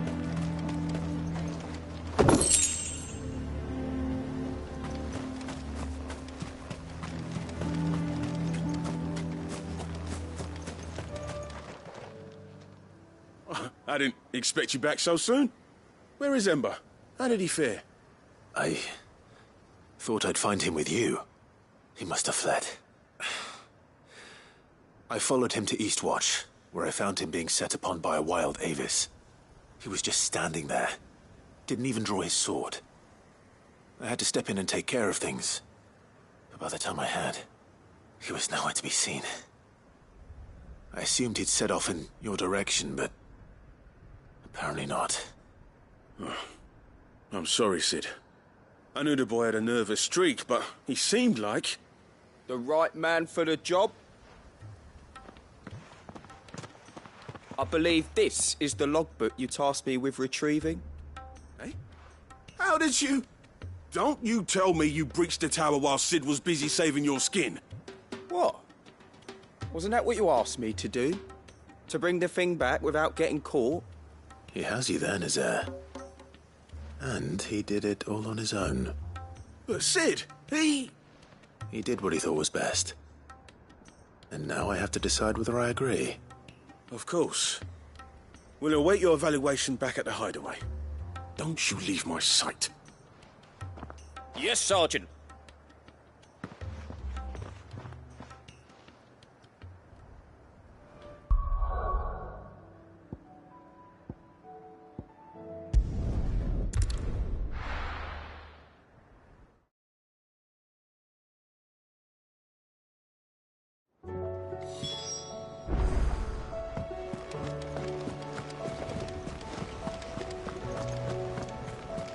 You should have seen it.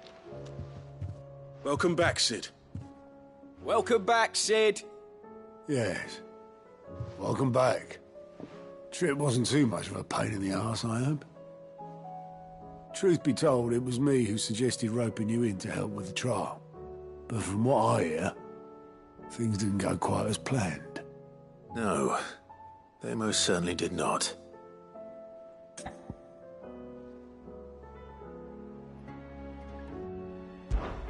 Ember lost his nerve in the face of a beast of prey, but he didn't lose heart. He pressed on, and he achieved his aim. And is that not what we ask of our scouts? Indeed it is. Thank you for your honest appraisal, Cid. The fact remains, however, that Ember will not always have a battle-hardened warrior on hand to pluck him from the jaws of peril. All I have gleaned from this trial is that without someone watching his back, Ember is little more than a liability. Wait, Sergeant. Ember still has much to learn, it's true. And this time he was found wanting. But I'd say he's due a second chance, nonetheless. After all, he did do as you asked. With a bit of hard work, any hand can be made to hold a blade, and any mind can conquer its fears. But a scout's nose is different. You've either got one, or you ain't. And by sniffing out that log, young Ember here has shown he has a conch and a half. Wouldn't do to waste it now, would it? Fine. One more chance. I'll do whatever you ask. I'll spend my days and nights in the pit if I have to. I'll show you. Just you wait. Daft as a brush, that one. But his heart's in the right place. Just like someone else we know. And if you ask me, we've been leaning on him for far too long. That time the curse breakers took some of the weight off his shoulders, I reckon. It couldn't hurt. Just don't tell Gav I said so, will you? I won't have him thinking he's been hard done by. Next thing you know, he'll be asking for a day off. Chance would be a fine thing. Back to work. Forgive me, Cid. This did not play out as I expected. Things rarely do these days. But that's why we need men like Ember more than ever. Men who can make the best out of a bad situation. Remember that. I will, Cid. Thank you.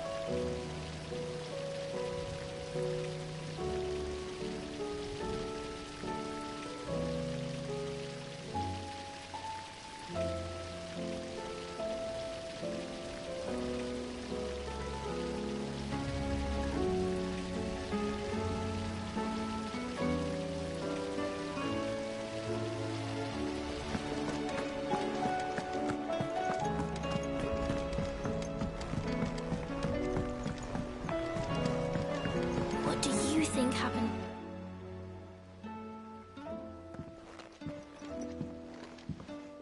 Cid, you have to help us.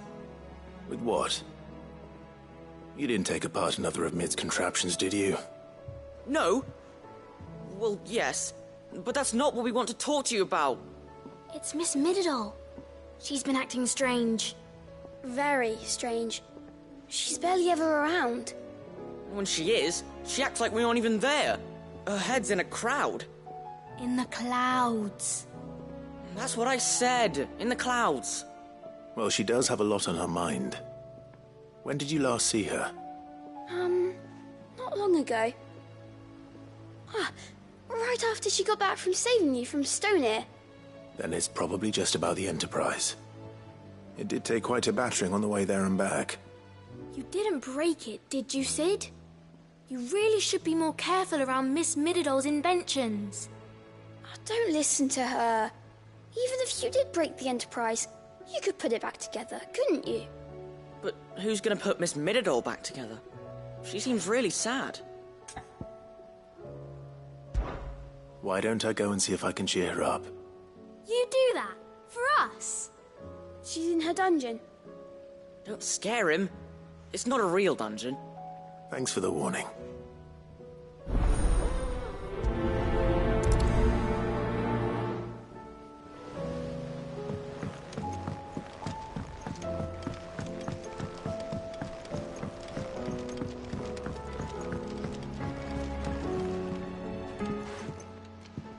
Mid, if you have a... That's it! I knew it! The answer was right here under my arse all along! If this doesn't steer to the skies, nothing will. To the skies? You aren't trying to give the Enterprise wings, are you? What else would I be doing? The children seem to think you're avoiding them. They're worried about you. Is this really so important that you need to shut yourself away from everyone? The Enterprise is already the fastest ship in the realm, and that's with the sea beneath her. But what if she weren't bound to the waves? What if she weren't bound to anything at all? It's not fair. The gods get the skies all to themselves, so I'm gonna do something about it. The Fallen had their chance, but they relied too much on magic. And see where that got them? But not me. I've discovered how to do it without. Well, almost. First I need to make a prototype. And is